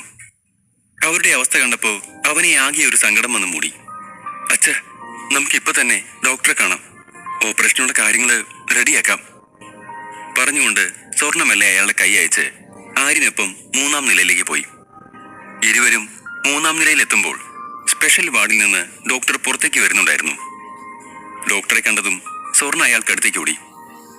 സർ, എന്റെ അച്ഛനെ നോക്കാൻ ആരുമില്ലായിരുന്നു. അദ്ദേഹത്തിന്റെ സ്ഥിതി മുന്നത്തേക്കാളും വഷളായി. ഇങ്ങനെയാണോ നിങ്ങളിവിടെ ചികിത്സ കൊടുക്കുന്നേ? എന്തിനാ ഇങ്ങനെയൊക്കെ ചെയ്യുന്നേ? സ്വർണ്ണ പൊട്ടിത്തെറിച്ചു. സ്വർണ്ണ അതൊക്കെ പറയുമ്പോഴും ഡോക്ടറുടെ കണ്ണുകൾ അവളുടെ പാദത്തിലായിരുന്നു. അതുകൂടി കണ്ടതും അവൾ കാല് രണ്ടും പുറകിലേക്ക് നീക്കി. നിങ്ങൾ ബെഡ് ഫീ അടച്ചില്ലല്ലോ, അപ്പൊ പിന്നെ ഇത്രയൊക്കെ പറ്റൂ. അയാൾ അവളുടെ കാലിൽ നിന്ന് നോട്ടം മാറ്റാതെ പറഞ്ഞു. ചെറിയൊരു എമൗണ്ട് അല്ലേ, അതിനാണോ നിങ്ങൾ ഇങ്ങനെ ചെയ്തത്? നിങ്ങൾക്ക് ലേശം പോലും മനുഷ്യത്തില്ലേ? മുഖം ചൊളിച്ചുകൊണ്ട് ഡോക്ടർക്ക് നേരെ അവൾ കയർത്തു. ആര്യൻ അവരിരുവരെയും മൗനമായി നോക്കി നിന്നതേ ഉള്ളൂ. ഇയാള് നിങ്ങളെ കൂടെ വന്നതാണോ? ആര്യനെ ചൂണ്ടി ഡോക്ടർ ചോദിച്ചു. അതെ, സ്വർണ്ണ മറുപടി പറഞ്ഞു. പൈസ തരാതെ ഇത്രയും വലിയ ഹോസ്പിറ്റലിൽ രോഗിയെ നോക്കാൻ പറ്റില്ലെന്ന് നിങ്ങളുടെ കാമുകിയൊന്ന് പറഞ്ഞ് മനസ്സിലാക്ക് പ്ലീസ്. ആര്യനെ നോക്കി ഡോക്ടർ പറഞ്ഞു തീർത്തു. ഇതെന്റെ കാമുകനൊന്നുമല്ല. ഡോക്ടറുടെ സംസാരം കേട്ട സ്വർണ്ണ ഒട്ടും വൈകാതെ എതിർത്തു. പിന്നെ ആരാ? ഇവരെന്റെ കൂട്ടുകാരാ. ആ, അങ്ങനെയെങ്കിൽ അങ്ങനെ പറഞ്ഞുകൊണ്ട് ഡോക്ടർ ഒരിക്കൽ കൂടി സ്വർണ്ണയുടെ കാലുകളിലേക്ക് നോട്ടം പായിച്ചു. ഒടുവിൽ മുഖമുയർത്തി കണ്ണുകളാൽ അവളെ ആകമാനം ഒന്നൊഴിഞ്ഞു. സ്വർണ്ണയ്ക്ക് അയാളുടെ പ്രവൃത്തി കണ്ട് വല്ലാത്ത അറപ്പ് തോന്നി. ആര്യനും അയാളെ വീക്ഷിച്ചുകൊണ്ടിരിക്കുകയായിരുന്നു. സാറിന് ഞങ്ങളെ സഹായിക്കാമോ? ആര്യൻ തിരക്കി. സ്വർണയ്ക്ക് സമ്മതമാണെങ്കിൽ ഞാൻ സഹായിക്കാം. അതോടെ അച്ഛനെ പൂർണ്ണ ആരോഗ്യത്തോടെ തിരിച്ചു കിട്ടും. ഞാൻ പറഞ്ഞത് മനസ്സിലായെന്ന് വിശ്വസിക്കുന്നു. അയാൾ ഒരു വഷള ചിരിയോടെ സ്വർണയെ നോക്കി പറഞ്ഞു. നിങ്ങളെന്താ ഉദ്ദേശിക്കുന്നേ? ഡോക്ടറുടെ ഭാവം കണ്ട് സഹിക്ക വയ്യാതെ ചോദിക്കുമ്പോൾ അയാളോടുള്ള ദേഷ്യം എന്നോണം സ്വർണയുടെ പല്ലുകൾ ഞെരിഞ്ഞമരുന്നുണ്ടായിരുന്നു. നിങ്ങളൊരു ഹെൽപ്പ് ചോദിച്ചു, ഞാനത് ചെയ്യാമെന്നും പറഞ്ഞു. അത്രേ ഉള്ളൂ. നിസ്സാരമായി പറയുമ്പോഴും അയാൾ കണ്ണുകൾ സ്വർണയിൽ നിന്ന് അടർത്തി മാറ്റിയിരുന്നില്ല. ഡോക്ടറുടെ പെരുമാറ്റം കണ്ട മാത്രയിൽ ആര്യൻ വിശ്വനാഥൻ അങ്കിളിനെ വിളിച്ചു. അങ്കിൾ, ബ്ലൂ മൂൺ ഹോസ്പിറ്റൽ നമുക്ക് വാങ്ങിയാലോ? വാങ്ങാം. അതിനെന്താ? പക്ഷെ ഇപ്പോഴെന്താ പെട്ടെന്ന്? മറുപുറത്ത് നിന്ന് സംശയത്തോടെ അയാൾ ചോദിച്ചു. ഏയ്, പ്രത്യേകിച്ചൊന്നുമില്ല. ഒരു ഓഫർ കേട്ടപ്പോ എനിക്ക് നല്ലതാണെന്ന് തോന്നി. അങ്കിള് വേഗം ഇതിനുള്ള കാര്യങ്ങളൊക്കെ കഴിയുന്നത്ര വേഗം ശരിയാക്കാൻ പറ. പിന്നൊരു കാര്യം, ഹോസ്പിറ്റലിന്റെ പേര് രജപുത്രയുടെ പുതിയ അവകാശിയുടെ പേരിലായിരിക്കണം. ഉറപ്പോടെ പറയുമ്പോൾ ആര്യന്റെ നോട്ടം ഡോക്ടറിൽ തങ്ങി നിന്നു. അത് നിന്റെ ഇഷ്ടം പോലെ, വിശ്വനാഥൻ മറുപടി കൊടുത്തു. പറഞ്ഞു തീർത്ത് ഫോൺ കട്ട് ചെയ്തതും ആര്യൻ കൈ രണ്ടും പിണച്ചു കെട്ടി ഡോക്ടറിലേക്ക് നോട്ടം വായിച്ചു. ആര്യൻ ഫോണിൽ സംസാരിക്കുമ്പോഴൊക്കെയും അയാളുടെ മുഖത്തൊരു പുച്ഛ ചിരി വിരിഞ്ഞിരുന്നു. ഹോസ്പിറ്റലിൽ വിലക്കെടുക്കുന്ന കാര്യമൊക്കെ പറഞ്ഞു കേട്ടല്ലോ. നിന്റെ അച്ഛനേക്കാൾ ചികിത്സ വേണ്ടത് നിന്റെ ഫ്രണ്ടിനാണെന്ന് തോന്നുന്നു. അയാൾ സ്വർണയെ നോക്കി പറഞ്ഞുകൊണ്ട് പൊട്ടിച്ചിരിച്ചു. ആര്യന്റെ നീക്കത്തിൽ സ്വർണയ്ക്കും ഒരു അതിശയം ഉണ്ടായിരുന്നെങ്കിലും അവൾക്ക് അവന്റെ കാര്യങ്ങളെല്ലാം അറിയുന്നത് കൊണ്ട് പ്രത്യേകിച്ച് ഞെട്ടലൊന്നും തോന്നിയില്ല. അവളും ആര്യനെ എന്ന പോലെ നോട്ടം ഡോക്ടറിലേക്ക് നീക്കി. ഇരുവരുടെയും നോട്ടത്തിന്റെ അർത്ഥം മനസ്സിലാക്കാതെ നിൽക്കുകയായിരുന്നു ഡോക്ടർ അപ്പോഴും. അല്പസമയം കഴിഞ്ഞതും ആര്യന്റെ മൊബൈലിലേക്ക് വിശ്വനാഥന്റെ കോൾ വന്നു. പറഞ്ഞതുപോലെ ചെയ്തിട്ടുണ്ട്. പറഞ്ഞതിന്റെ ഇരട്ടി തോക്കി വാങ്ങാനുള്ള ഏർപ്പാട് ചെയ്തിട്ടുണ്ട്. ഹോസ്പിറ്റൽ ഉടമയ്ക്കും സമ്മതമാണ്. ഇനിയിപ്പോ ബാക്കിയുള്ള കാര്യങ്ങൾ നോക്കിയാൽ മതി. ആഹാ, ഫാന്റാസ്റ്റിക്, ആവേശത്തോടെ പറഞ്ഞുകൊണ്ട് ആര്യൻ ഫോൺ കട്ട് ചെയ്തു. ഇപ്പൊ നിങ്ങൾ നിൽക്കുന്നത് ഈ ഹോസ്പിറ്റലിന്റെ ഉടമയുടെ മുന്നില, പറഞ്ഞുകൊണ്ട് അവൻ ചുണ്ടിൻ കോണിൽ ഒരു പുച്ഛ ചിരിയുമായി ഡോക്ടറിലേക്ക് നോട്ടം നിർത്തും. അയാളെ തളർത്താൻ ശേഷിയുള്ളൊരു നോട്ടം. ഡോക്ടർക്ക് അത് വിശ്വസിക്കാൻ കഴിഞ്ഞില്ല. പിന്നെ ഒട്ടും വൈകാതെ അയാൾ അവിടെ വിട്ടു പോകാൻ തിരക്ക് കൂട്ടി. ആര്യന് മുഖം കൊടുക്കാതിരിക്കാൻ അയാൾ കിണഞ്ഞു ശ്രമിച്ചു. അപ്പോഴേക്കും അവിടുത്തെ ബാക്കിയുള്ള കുറച്ച് ഡോക്ടർമാർ അവിടേക്ക് വന്നു. വെറും 15 മിനിറ്റ് കൊണ്ട് ആര്യൻ രജപുത്ര ഈ ഹോസ്പിറ്റൽ വാങ്ങിയെന്ന് വിശ്വസിക്കാൻ കഴിയുന്നില്ല. അത് കേട്ടതും ഡോക്ടറുടെ മുഖം വിളറി വെളുത്തു. അപ്പോഴേക്കും ആര്യന് പോലീസിൽ നിന്നും ഒരു കോൾ വന്നിരുന്നു. പോലീസ് വന്നതും ഡോക്ടർക്ക് കാര്യങ്ങളുടെ കിടപ്പ് വശം ഏകദേശം മനസ്സിലായി. ഒട്ടും വൈകാതെ അയാൾ ആര്യന്റെ കാലിൽ വീണു. എന്നോട് ക്ഷമിക്കണം, നിങ്ങൾ ഇത്രയും വലിയ ആളാണെന്ന് എനിക്ക് അറിയില്ലായിരുന്നു. ഇല്ലെങ്കിൽ ഞാൻ ഇങ്ങനെയൊന്നും ചെയ്യില്ലായിരുന്നു. പതിഞ്ഞ സ്വരത്തിൽ ഡോക്ടർ അപേക്ഷിച്ചു. മാപ്പൊന്നും പറയണ്ട. നിങ്ങൾ എന്തെങ്കിലും പറഞ്ഞിട്ടുണ്ടെങ്കിൽ തന്നെ അതൊന്നും ഞാൻ കാര്യമാക്കിയിട്ടില്ല. പക്ഷെ ഒരിക്കലും ഒരു പെണ്ണിന്റെ നിസ്സഹായാവസ്ഥ മുതലെടുക്കരുതായിരുന്നു. അതെനിക്കിഷ്ടമല്ല. അതുകൊണ്ട് മാത്രമാണ് ഞാൻ ഇങ്ങനെ ചെയ്തത്. തന്റെ കാൽക്കിലേക്ക് വീണവനെ എഴുന്നേപ്പിച്ച് മൃദുവായി ആര്യൻ പറഞ്ഞു. അത് കഴിഞ്ഞതും പോലീസ് അയാളെ അറസ്റ്റ് ചെയ്ത് കൊണ്ടുപോവുകയും ചെയ്തു. പ്രസിദ്ധരായ ഡോക്ടർമാരായിരിക്കും ഇനിയോടെ വരിക. നാഡീരോഗ വിദഗ്ധരും വൃക്കരോഗ വിദഗ്ധരും ഒക്കെ ഉണ്ടാവും. നിന്റെ അച്ഛന് നല്ല ചികിത്സ കിട്ടും, ഞാൻ ഉറപ്പു പറയുന്നു. അവൻ സ്വർണയെ നോക്കി പറഞ്ഞു. ആര്യൻ പോകും മുൻപേ എന്തൊക്കെയോ പറയണമെന്നുണ്ടായിരുന്നു സ്വർണയ്ക്ക്. പക്ഷേ അച്ഛന്റെ കാര്യത്തിൽ പേടിക്കാനില്ലെന്നോർത്തപ്പോ എന്തൊക്കെയോ ഒരു സമാധാനം അവളെ ഒന്ന് മൂടി. അല്പസമയത്തിന് ശേഷം അച്ഛനോട് യാത്രയും പറഞ്ഞ് അവളും പോകാൻ ഇറങ്ങി. ഒരു ക്യാബ് ബുക്ക് ചെയ്തു. ക്യാബും കാത്തു നിൽക്കുന്നതിനിടയിൽ ഒരു വലിയ കാർ അവൾക്ക് മുന്നിൽ വന്ന് നിന്നു. അതിൽ നിന്ന് ഒരാൾ പുറത്തേക്ക് വന്നു. എക്സ്ക്യൂസ് മീ മിസ് സ്വർണ, ആര്യൻ രജപുത്രയുടെ ശരിക്കുള്ള സ്വഭാവം നിങ്ങൾക്കറിയാമോ? അതോ നിങ്ങളും അയാളുടെ ഇരയാണോ? അയാൾ ചോദിച്ചു. വന്നതാരെന്ന് മനസ്സിലാവാതെ നിന്നു സ്വർണ. അധ്യായം 5. ആശുപത്രിയിൽ നിന്നും ഇറങ്ങിയ സ്വർണയ്ക്ക് മുമ്പിൽ ഒരു കാർ വന്നു. എക്സ്ക്യൂസ് മീ മിസ് സ്വർണ, ആര്യൻ രജപുത്രയുടെ ശരിക്കുള്ള സ്വഭാവം നിങ്ങൾക്കറിയാമോ? അതോ നിങ്ങളും അയാളുടെ ഇരയാണോ? ആ ചോദ്യം കേട്ടാണ് സ്വർണ അയാളെ നോക്കിയത്. രാഹുലായിരുന്നു അത്. അവന്റെ സംസാരം കേട്ടതും സ്വർണ അവിടുന്ന് പോവാൻ തിടുക്കം കൂട്ടി. പക്ഷെ ഒട്ടും വൈകാതെ രാഹുൽ കാറുമെടുത്ത് അവൾക്ക് പിന്നാലെ പാഞ്ഞു. സ്വർണയ്ക്ക് മുൻപോട്ട് പോകാൻ കഴിയാത്ത വിധം വണ്ടി കൊണ്ടുപോയി നിർത്തി രാഹുൽ കാറിൽ നിന്ന് പുറത്തേക്കിറങ്ങി. എന്താ നിനക്ക് വേണ്ടേ? ഒട്ടും മയമില്ലാതെയായിരുന്നു സ്വർണയുടെ ചോദ്യം. ഞാൻ പറഞ്ഞില്ലേ, എനിക്ക് ആര്യനെ പറ്റി ചിലത് പറയാനുണ്ട്. പറ, എന്താ നിനക്ക് പറയാനുള്ളത്? തനിക്കെതിരെ നിൽക്കുന്ന രാഹുലിന്റെ നേർക്ക് കൈ പിണച്ചുകെട്ടി നിന്നുകൊണ്ട് ചോദിക്കുമ്പോ നല്ല ആത്മവിശ്വാസമുണ്ടായിരുന്നു ആ കണ്ണുകളിൽ. നീയൊരു നല്ല കുട്ടിയാണെന്ന് ആദ്യം കണ്ടപ്പോഴേ എനിക്ക് തോന്നിയതാ. നീ അവന്റെ കാമുകിയല്ലെന്നും എന്നെ തോൽപ്പിക്കാൻ വേണ്ടി അവൻ നിന്നെ വിലക്കെടുത്താണെന്നും എനിക്കറിയാം. പക്ഷേ എനിക്ക് അവനെക്കുറിച്ച് ചില കാര്യങ്ങൾ നിന്നോട് പറയാനുണ്ട്. അതിനാ ഞാൻ വന്നത്. തെറ്റിദ്ധരിക്കണ്ട. നിനക്കെന്താ പറയാനുള്ളതെന്ന് വെച്ചാ വേഗം പറയൂ. എനിക്ക് പോവാനുള്ള ക്യാബ് ഇപ്പൊ വരും. സ്വർണ്ണ അവനെ തുറച്ചു നോക്കിക്കൊണ്ട് പറഞ്ഞു. നിന്നോട് അവനിക്കാര്യം പറഞ്ഞിട്ടുണ്ടോ എന്ന് എനിക്കറിയില്ല, പക്ഷേ എനിക്കിത് പറയണം. അവൻ GND ഹോട്ടലിലെ വെറും ഒരു വെയിറ്റർ ആയിരുന്നു. അവന്റെ സ്വഭാവ ദൂഷ്യം കൊണ്ട് അവിടുത്തെ മാനേജർ അവനെ പുറത്താക്കിയതാ. ആവേശത്തോടെ പറഞ്ഞുകൊണ്ട് സ്വർണ്ണയുടെ മറുപടി കാത്ത രാഹുലിനെ ദേഷ്യത്തോടെ നോക്കിക്കൊണ്ട് സ്വർണ്ണ മുന്നോട്ട് നടന്നു. തന്റെ വാക്കുകൾ അവളിൽ യാതൊരു മാറ്റവും വരുത്തിയില്ലെന്ന് കണ്ടതും രാഹുൽ അവളെ പിന്തുടർന്നു. ആര്യനും അന്നപൂർണയും തമ്മിലുള്ള റിലേഷൻ എന്തായിരുന്നു എന്ന് നിനക്കറിയോ? അവനതും പറഞ്ഞു കാണില്ലല്ലോ. എനിക്കറിയാം. തന്റെ മുൻപേ നടക്കുന്നവൾക്ക് കേൾക്കാൻ പാകത്തിന് രാഹുൽ ഉച്ചത്തിൽ വിളിച്ചു പറഞ്ഞുകൊണ്ടിരുന്നു. അന്നപൂർണയുടെ പേര് കേട്ടതും സ്വർണ്ണ ഒരു നിമിഷം നിന്നു. ആര്യന് നിന്റെ മനസ്സിലൊരു ഹീറോയുടെ രൂപമായിരിക്കും, പക്ഷെ ഈ രാഹുൽ ആരാണെന്ന് നീ അറിയാൻ പോകുന്നേ ഉള്ളൂ. സ്വർണ്ണയുടെ നിപ്പ് കണ്ട് രാഹുൽ മനസ്സിൽ പറഞ്ഞു. മറുപുറത്ത് സ്വർണ്ണയുടെ കാര്യങ്ങൾ സംസാരിക്കുന്ന തിരക്കിലായിരുന്നു ആര്യനും നീരവും. ഞാൻ അതൊന്നുമല്ല ചിന്തിക്കുന്നേ. സ്വർണ്ണയെ സഹായിക്കാൻ വേണ്ടി നീ ഹോസ്പിറ്റലിൽ വിലക്കെടുത്തില്ലേ? അതിന്റെ കാര്യം ഓർത്തിട്ടാ എനിക്ക് പാവം തോന്നുന്നേ. ഇനി ആ ഹോസ്പിറ്റലായിരിക്കല്ലോ നിന്റെ അടുത്ത ആരാ. എല്ലാം കേട്ട് അവസാനിപ്പിച്ചിട്ട് നീരവ് ഇതും പറഞ്ഞ് പൊട്ടിച്ചിരിച്ചു. തൽക്കാലം ഇപ്പോ നീയാ എന്റെ ഇര. പൊട്ടിച്ചിരിക്കുന്ന നീരവിന്റെ തലയിൽ തട്ടി ആര്യൻ പറഞ്ഞു.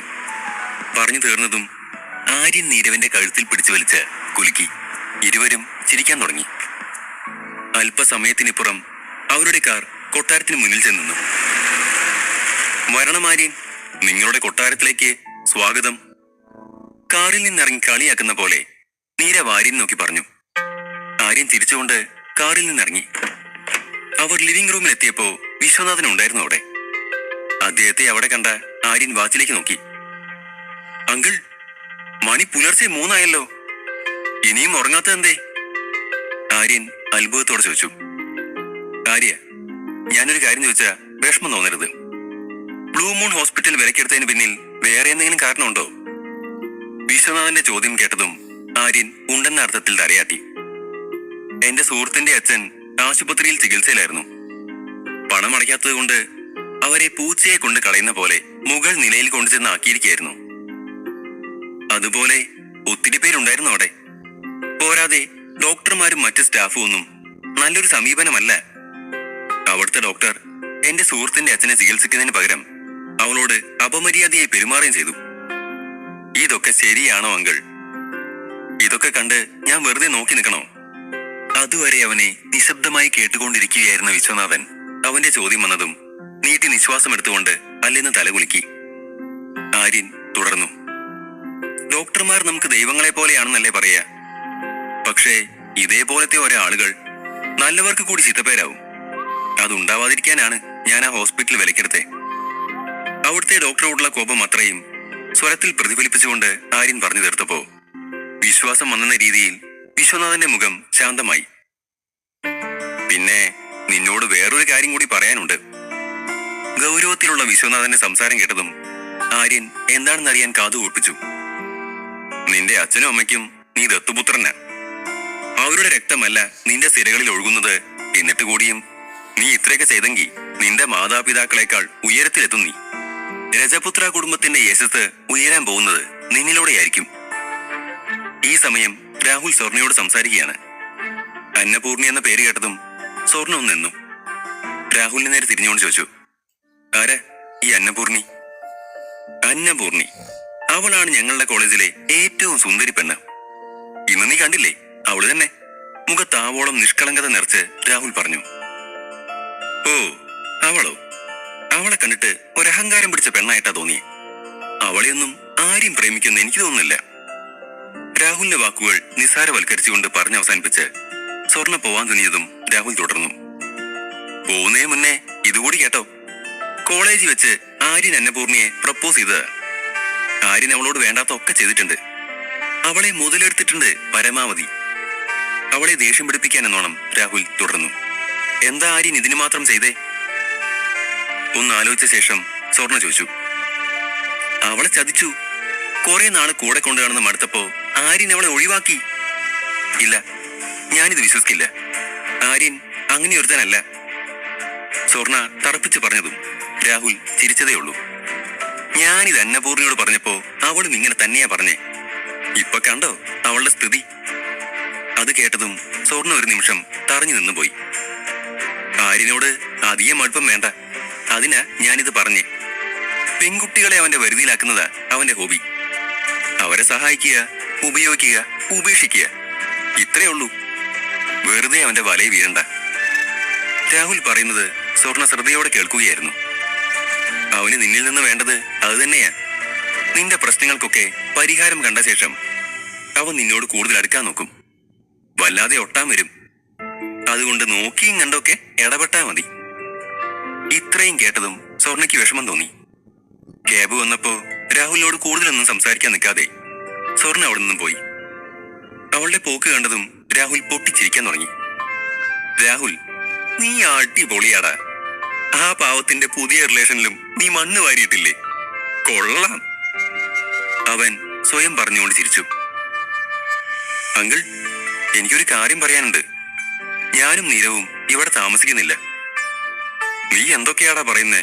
പിന്നെ എവിടെ പോവാനാ? ആര്യൻ പറഞ്ഞത് കേട്ട് നീരവ് അവൻ അടുത്തേക്ക് വന്ന് ചെവിയിൽ ചോദിച്ചു. അപ്പോഴേക്കും വിശ്വനാഥന്റെ നോട്ടവും അവരിലെത്തിയിരുന്നു. ഞങ്ങളുടെ പഠിത്തം മുടങ്ങിക്കെടുക്കുമല്ലേ, ഹോസ്റ്റലിൽ നിന്ന് അത് പൂർത്തിയാക്കണമെങ്കിൽ. തന്നെ നോക്കുന്ന വിശ്വനാഥനോട് ആര്യൻ പറഞ്ഞു. ഇവിടെ നിന്ന് പഠിച്ചുകൂടെ? വിശ്വനാഥൻ ചോദിച്ചു. അതിനേക്കാൾ നല്ലത് ഒരു ഹോസ്റ്റലിലേക്ക് മാറുന്നതാണെങ്കിൽ. നിങ്ങളുടെ ഇഷ്ടം പോലെ. വിശ്വനാഥനും അത് സമ്മതമായെങ്കിലും ഇതൊക്കെ കേട്ട് നീരവാകെ അമ്പരന്ന് നിൽക്കുകയായിരുന്നു. നേരം വൈകിയതുകൊണ്ട് പിന്നൊരു സംസാരത്തിൽ നിൽക്കാതെ മൂവരും ഉറങ്ങാനായി മുകളിലേക്ക് പോയി. ആര്യൻ നീരവിനൊപ്പം കിടക്കുന്നതിനിടയിൽ ചോദിച്ചു, ഞാനൊന്ന് ചോദിച്ചോട്ടെ? കിടക്കയിൽ 2 കൈ മിരിച്ച് അമർന്നു കിടന്നുകൊണ്ട് നീരവ് ആര്യൻ നോക്കി ചോദിക്കുമ്പോ ആര്യൻ മറുവശത്തിരുന്നുകൊണ്ട് ഫോൺ നോക്കുകയായിരുന്നു. എനിക്ക് ആ പെണ്ണിനെ ഇങ്ങ് പിടിച്ചു കേട്ടോ. സ്വർണ്ണേ, സിമ്പിളാണ്. എന്തൊരച്ചടക്ക. ആര്യന്റെ മറുപടി ഒന്നും കേൾക്കാഞ്ഞതുകൊണ്ട് അവന്റെ ശ്രദ്ധ ക്ഷണിക്കാൻ എന്നോണം പറയുമ്പോ നീരവനൊരു കുസൃതി ചിരിയുണ്ടായിരുന്നു. നീ ഇന്ന് രാഹുലിന്റെയും മന്നയുടെയും മുഖം ശ്രദ്ധിച്ചോ? രണ്ടിനും ഇന്ന് ഉറക്കം കിട്ടില്ല എന്നുള്ള കാര്യം ഉറപ്പാ. അവളുടെ ആ നോട്ടം കണ്ടിരുന്നു. സ്വർണ്ണയെ നോക്കുമ്പോ കണ്ണൊക്കെ പുറത്തേക്ക് ഉന്തി വരുന്നുണ്ടായിരുന്നു. ഇതൊക്കെ ഞാൻ സിനിമയിൽ മാത്രമേ കണ്ടിട്ടുള്ള. ആദ്യമായിട്ട് ജീവിതത്തിൽ ഇങ്ങനെയൊക്കെ ഒരു അനുഭവം. ആ വിധി എപ്പോഴും ഒരുപോലെ അല്ലല്ലോ. നീരവിന്റെ സംസാരം കേട്ട് ആര്യൻ മറുപടിയായിരുന്നു പുഞ്ചിരിച്ചു. അടുത്ത ദിവസം ആശുപത്രിയിൽ സ്വർണ്ണയുടെ അച്ഛനെ സ്പെഷ്യൽ വാർഡിലേക്ക് മാറ്റി. കൂടെ തന്നെ ഒരു നേഴ്സുണ്ടായിരുന്നു. തലേന്ന് രാത്രി രാഹുൽ പറഞ്ഞതൊക്കെ സ്വർണ്ണയുടെ മനസ്സിലുണ്ടായിരുന്നു. ആര്യനൊപ്പം ചെലവഴിച്ച നിമിഷങ്ങളെ ഓർക്കുകയായിരുന്നു അവളപ്പോൾ. രാഹുൽ പറഞ്ഞതൊന്നും വിശ്വസിച്ചില്ലെങ്കിൽ കൂടിയും ആ വാക്കുകളൊക്കെയും മനസ്സിൽ കുന്നുകൂടി അവളെ വീർപ്പ് മുട്ടിച്ചോണ്ടിരുന്നു. രാഹുൽ പറഞ്ഞതുപോലെ തന്നെയാവൂ ആര്യന്റെ സ്വഭാവം. അല്ലെങ്കിൽ തന്നെ അവനെപ്പറ്റി ഞാനെന്തിനാ ചിന്തിക്കുന്നേ? അവനെ പരിചയപ്പെട്ടത് തന്നെ ഇന്നലെയാ. കോടീശ്വരനായ ഒരുത്തൻ. എനിക്കെന്താ അവനുമായി ബന്ധം? ചോദ്യവും ഉത്തരവും അവള് തന്നെ പറഞ്ഞുകൊണ്ടിരുന്നു. മാഡം, ഞാൻ പോട്ടെ. ചിന്തയിൽ നിന്ന് നേഴ്സിന്റെ ശബ്ദമാണ് അവളെ ഉണർത്തിയത്. ഓക്കെ. നേഴ്സ് പോയതും സ്വർണ്ണ പിന്നെയും ചിന്തയിൽ മുഴുകി. ചിലപ്പോ രാഹുൽ പറഞ്ഞത് തന്നെയാവും ശരി. എന്നോട് കൂട്ടിക്കൂടിയിട്ട് അവസാനം അന്നപൂർണിയോട് ചെയ്ത പോലെ എന്നോടും ചെയ്യാനാവും. അങ്ങനെ വല്ല ഉദ്ദേശം അവനുണ്ടെങ്കിൽ ഞാൻ ഒരിക്കലും സമ്മതിക്കില്ല, അവൾ സ്വയം പറഞ്ഞുകൊണ്ടിരുന്നു. അല്പസമയം കഴിഞ്ഞതും ഫോണിൽ ആര്യന്റെ മെസ്സേജ് വന്ന് കിടക്കുന്നുണ്ടായിരുന്നു. അത് കണ്ടതും സ്വർണ്ണയ്ക്ക് വല്ലാത്ത സന്തോഷം തോന്നിയെങ്കിലും അപ്പോഴും ചിന്ത മുഴുവൻ രാഹുൽ പറഞ്ഞ കാര്യങ്ങളിലായിരുന്നു. നീ തന്ന പണം മുഴുവൻ എത്രയും പെട്ടെന്ന് ഞാൻ തിരിച്ചു തരും ആര്യൻ. ഇനി മേലിൽ എനിക്ക് നിന്റെ ഒരു സഹായം വേണമെന്നില്ല എന്ന് മനസ്സിൽ ഉറപ്പിച്ചുകൊണ്ട് ആ മെസ്സേജിന് വായിച്ച് മറുപടി കൊടുക്കാതെ ഫോൺ മാറ്റിവെച്ചു. വിശ്വനാഥനൊപ്പം ആഹാരം കഴിക്കാൻ ഇരിക്കുകയായിരുന്നു. ആര്യനും നീരവും. ആര്യൻ, നിങ്ങളുടെ ഹോസ്റ്റൽ ശരിയാക്കിയിട്ടുണ്ട്. 2 പേർക്കും ഒരു സ്പെഷ്യൽ മുറിയാണ് ഏർപ്പാടാക്കിയിട്ടുള്ളത്. അതൊന്നും വേണ്ട അങ്കിൾ, ഞങ്ങൾക്കൊരു സാധാരണ മുറി മതി. ആര്യന്റെ മറുപടി കേട്ട നീരവ് അവനെ മനസ്സിൽ കുറ്റം പറഞ്ഞുകൊണ്ടിരുന്നു. ഈ 6.5 വർഷത്തിനിടയിൽ ഏത് സാഹചര്യവുമായി പൊരുത്തപ്പെടാൻ ഞാൻ പഠിച്ചിരുന്നു അങ്കിൾ. എന്റെ അച്ഛനും അമ്മയും എന്നെ വീട്ടിൽ നിന്ന് പുറത്താക്കിയത് കൊണ്ടാ സാധാരണക്കാരനായി ജീവിക്കാൻ എനിക്ക് കഴിഞ്ഞത്. അങ്ങനെയുള്ള എന്നെ പെട്ടെന്നൊരു ദിവസം ആൾക്കാർ കോടീശ്വരനായി കാണുന്നതിനോട് എനിക്ക് യോജിപ്പില്ല. കോളേജ് ലൈഫ് അത് വേറൊരു ലോക, അത് അതിന്റെ വഴിക്ക് നടക്കട്ടെ.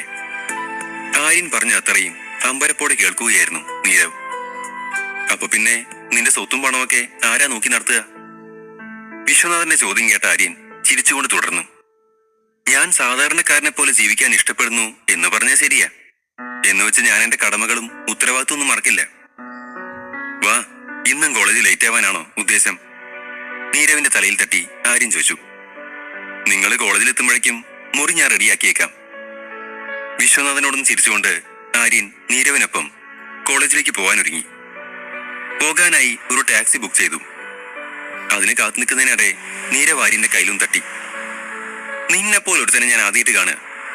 വലിയ കാറും കൊട്ടാരം ഒക്കെ ഉണ്ടായിട്ടും അതൊന്നും വേണ്ടെന്ന്. ഒരു സാധാരണ ജീവിതം കൊണ്ട് വന്നേക്കുന്നു പറഞ്ഞുകൊണ്ട് ആര്യൻ കാറ് വരുന്നുണ്ടോന്ന് നോക്കി നിന്നു. ഇങ്ങനെ ജീവിച്ചാലേ നമുക്ക് സാധാരണക്കാരുടെ കാര്യങ്ങൾ അറിയാൻ പറ്റൂ. ആര്യൻ ശാന്തമായി മറുപടി പറഞ്ഞു. എനിക്കതിന്റെ ഒന്നും ആവശ്യമില്ല. നിനക്ക് സ്വന്തമായിട്ട് കൊട്ടാരോ ആൾക്കാരോ ഒക്കെ ഇല്ലടാ. പിന്നെ എന്തിനാ നീ ഇങ്ങനെ ദരിദ്രവാസിയെ പോലെ ജീവിക്കാൻ ശ്രമിക്കുന്നേ? അതാ എനിക്ക് മനസ്സിലാവാത്തെ. അതൊക്കെ വഴിയെ നിനക്ക് മനസ്സിലാവും. വൈകാതെ ഇരുവരും കോളേജിലെത്തി. ഹോസ്റ്റലിൽ റൂം നോക്കാനായി ചെന്നപ്പോ 2 ആൺകുട്ടികൾ അവിടെ നിൽക്കുന്നത് കണ്ടു. ഈ റൂം ഞങ്ങളുടെയാ, അവർക്കടുത്തേക്ക് ചെന്ന് നീരവ് പറഞ്ഞു. നീയാരാ? വലിയ രാജാവോ? ഒരു റൂം ഒറ്റയ്ക്കെടുക്കാൻ? ഒരു റൂമിൽ 5 പേരുണ്ടാവുമെന്ന് നിനക്കറിഞ്ഞൂടെ? അതിലൊരുവന്റെ സംസാരം കേട്ട നീരവ് അമ്പരപ്പോടെ ആര്യനെ നോക്കി. അത് കണ്ടതും ആര്യൻ ഒന്നും മിണ്ടാതെ ആ റൂമിലെ ഒരു മൂലയിലെ കട്ടിലിൽ ചെന്ന് തന്റെ ബാഗിൽ നിന്ന് ഡ്രസ്സൊക്കെ എടുത്ത് കബോർഡിൽ വെച്ചു. ആര്യന്റെ പ്രവൃത്തി കണ്ടതും നീരവ് അവനടുത്തേക്ക് ചെന്ന് വെറുവെറുത്തു. നിനക്കിപ്പോ എന്ത് തോന്നുന്നു? വെറുതെ ആ വലിയ കൊട്ടാരവും സൗകര്യവും ഇട്ട് വരണ്ടായിരുന്നു തോന്നുന്നില്ലേ? നീരവ് ആര്യനോട് പറഞ്ഞതും അവിടെയുള്ള മറ്റാൺകുട്ടികൾ പൊട്ടിച്ചിരിക്കാൻ തുടങ്ങി. ആര്യനും അതിനൊപ്പം കൂടി. ചിരിച്ചോ, നല്ലോണം ചിരിച്ചോ. ഇവനില്ലേ ഈ ആര്യൻ, ഇവൻ കാരണമാ മണിമാളികയിൽ ജീവിക്കേണ്ട ഞാൻ ഈ കുടിസുമുറിയിലേക്ക് വന്നത്. ചിരിക്ക്, നല്ലോണം ചിരിക്ക്, നീരവ് അവരെ നോക്കി പറഞ്ഞു. ആര്യന്റെ ഫോണിൽ വിശ്വനാഥന്റെ കോൾ വന്നു. അവനതെടുത്ത് എന്തെങ്കിലും സംസാരിക്കും മുമ്പേ വിശ്വനാഥന്റെ ശബ്ദമുയർന്നു. ആര്യ, ഞാനൊരു പ്രധാന കാര്യം പറയാനാ വിളിച്ചേ. നമ്മൾ ബ്ലൂ മൂൺ ഹോസ്പിറ്റൽ വിലക്കെടുത്തിരുന്നില്ലേ? പക്ഷേ അതിലെന്തോ പ്രശ്നമുണ്ട്. വിശ്വനാഥന്റെ വാക്കുകൾ ആര്യൻ അമ്പരപ്പോടെ കേട്ടു. 6. ബ്ലൂ മൂൺ ഹോസ്പിറ്റലിന്റെ കാര്യത്തിൽ എന്തോ പ്രശ്നമുണ്ടെന്ന് വിശ്വനാഥൻ പറഞ്ഞത് കേട്ട് ആര്യൻ ഒന്ന് നടുങ്ങിപ്പോയി. എന്ത് പ്രശ്നം അങ്കിൾ? എനിക്കൊന്നും മനസ്സിലാവുന്നില്ല. പരിഭ്രമത്തോടെ തിരക്കുമ്പോൾ അവന്റെ ഹൃദയം അതിവേഗം മിടിക്കുകയായിരുന്നു. നീ ഹോസ്പിറ്റൽ വിലക്കെടുത്തതിന്റെ പിന്നിൽ ഉദ്ദേശം എനിക്കറിയാം.